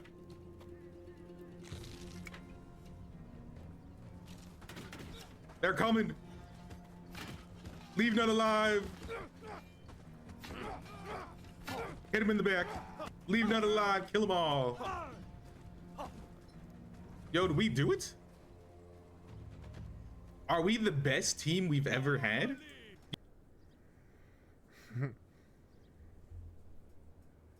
Still 2 mil simmy.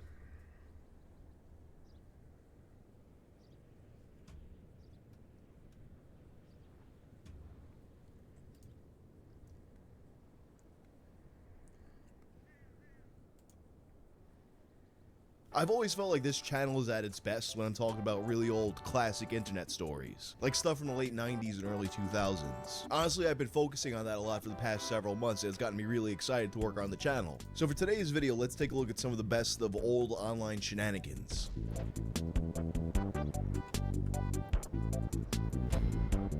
This video is sponsored by Aura. If you've ever Googled yourself, you may have come across websites containing your personal data, sometimes even with a call to action for you to pay to see even more of your information. Although this may seem like some kind of weird fringe thing, these data broker websites make a ton of money selling your information and you never even see a penny of it. Although a lot of it can be wrong. Like I remember this time I saw a site with me like that, and it said I went to school at Bovine University. But often their information is accurate and it can put you in danger. Well, if you want to tell these companies to piss off, Aura can help you out. An 11-page report showed the staggering amount of information that's kept about you. These companies are legally obligated to remove this stuff from their database if you request it. They make this process as tedious as possible to discourage you from exercising your rights. Aura identifies these websites and takes care of the hard part, automatically removing your info and making sure it stays off. There's a lot of companies that offer this service, but none offer as many features as Aura for the same price, including real-time alerts for credit and banking, 24/7 monitoring, and US-based support around the clock. Try Aura for free for 14 days at aura.com/wang. In those 2 weeks, Aura will get to work scrubbing your personal information from these data broker websites. Don't leave yourself vulnerable. Click the link in the description and try Aura today. Harry Potter is a franchise that needs no introduction, but I'm going to give it one anyway because that's what you do in a YouTube video. Beginning in 1997 with the novel Harry Potter and the Philosopher's Stone, J.K. Rowling's fantasy world about magical children in wizard school would become one of the biggest media empires in human history. I was actually shocked to learn that the series' lifetime revenue is more than that of Batman, Looney Tunes, Hello Kitty, and all these other massive franchises we love Harry Potter. that had several decades head starts over it. There was a lot of factors that contributed to Harry Potter's nearly unprecedented success, and a big one was how the series matured alongside its audience. With the releases of the original books spanning 10 years from 1997 to 2007, Harry and the other characters were like friends that its young audience literally grew up with. Not me though. I thought Harry Potter was lame as fuck. Like if I was... I don't know, man.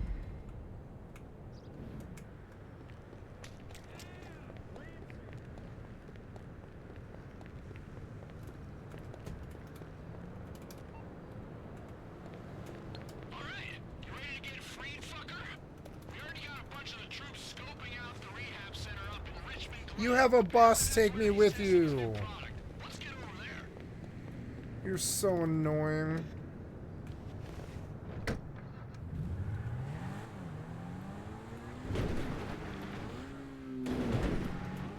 It would be so much better RP.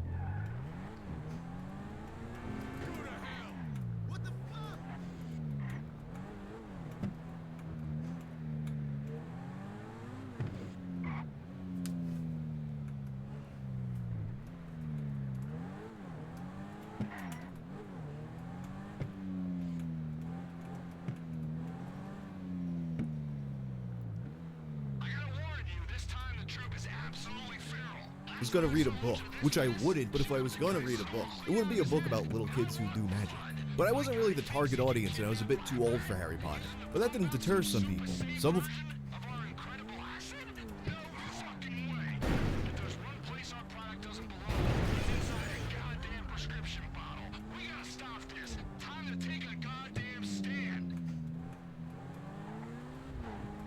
I believe it belongs in a prescription bottle.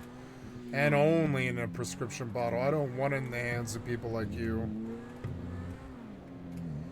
I've always thought of acid as far too sacred to be messed around with by anybody but scientists who sit in a lab that's completely sterile. All this stuff that can, you know, think like, you know, Heisenberg, but a little bit more strict.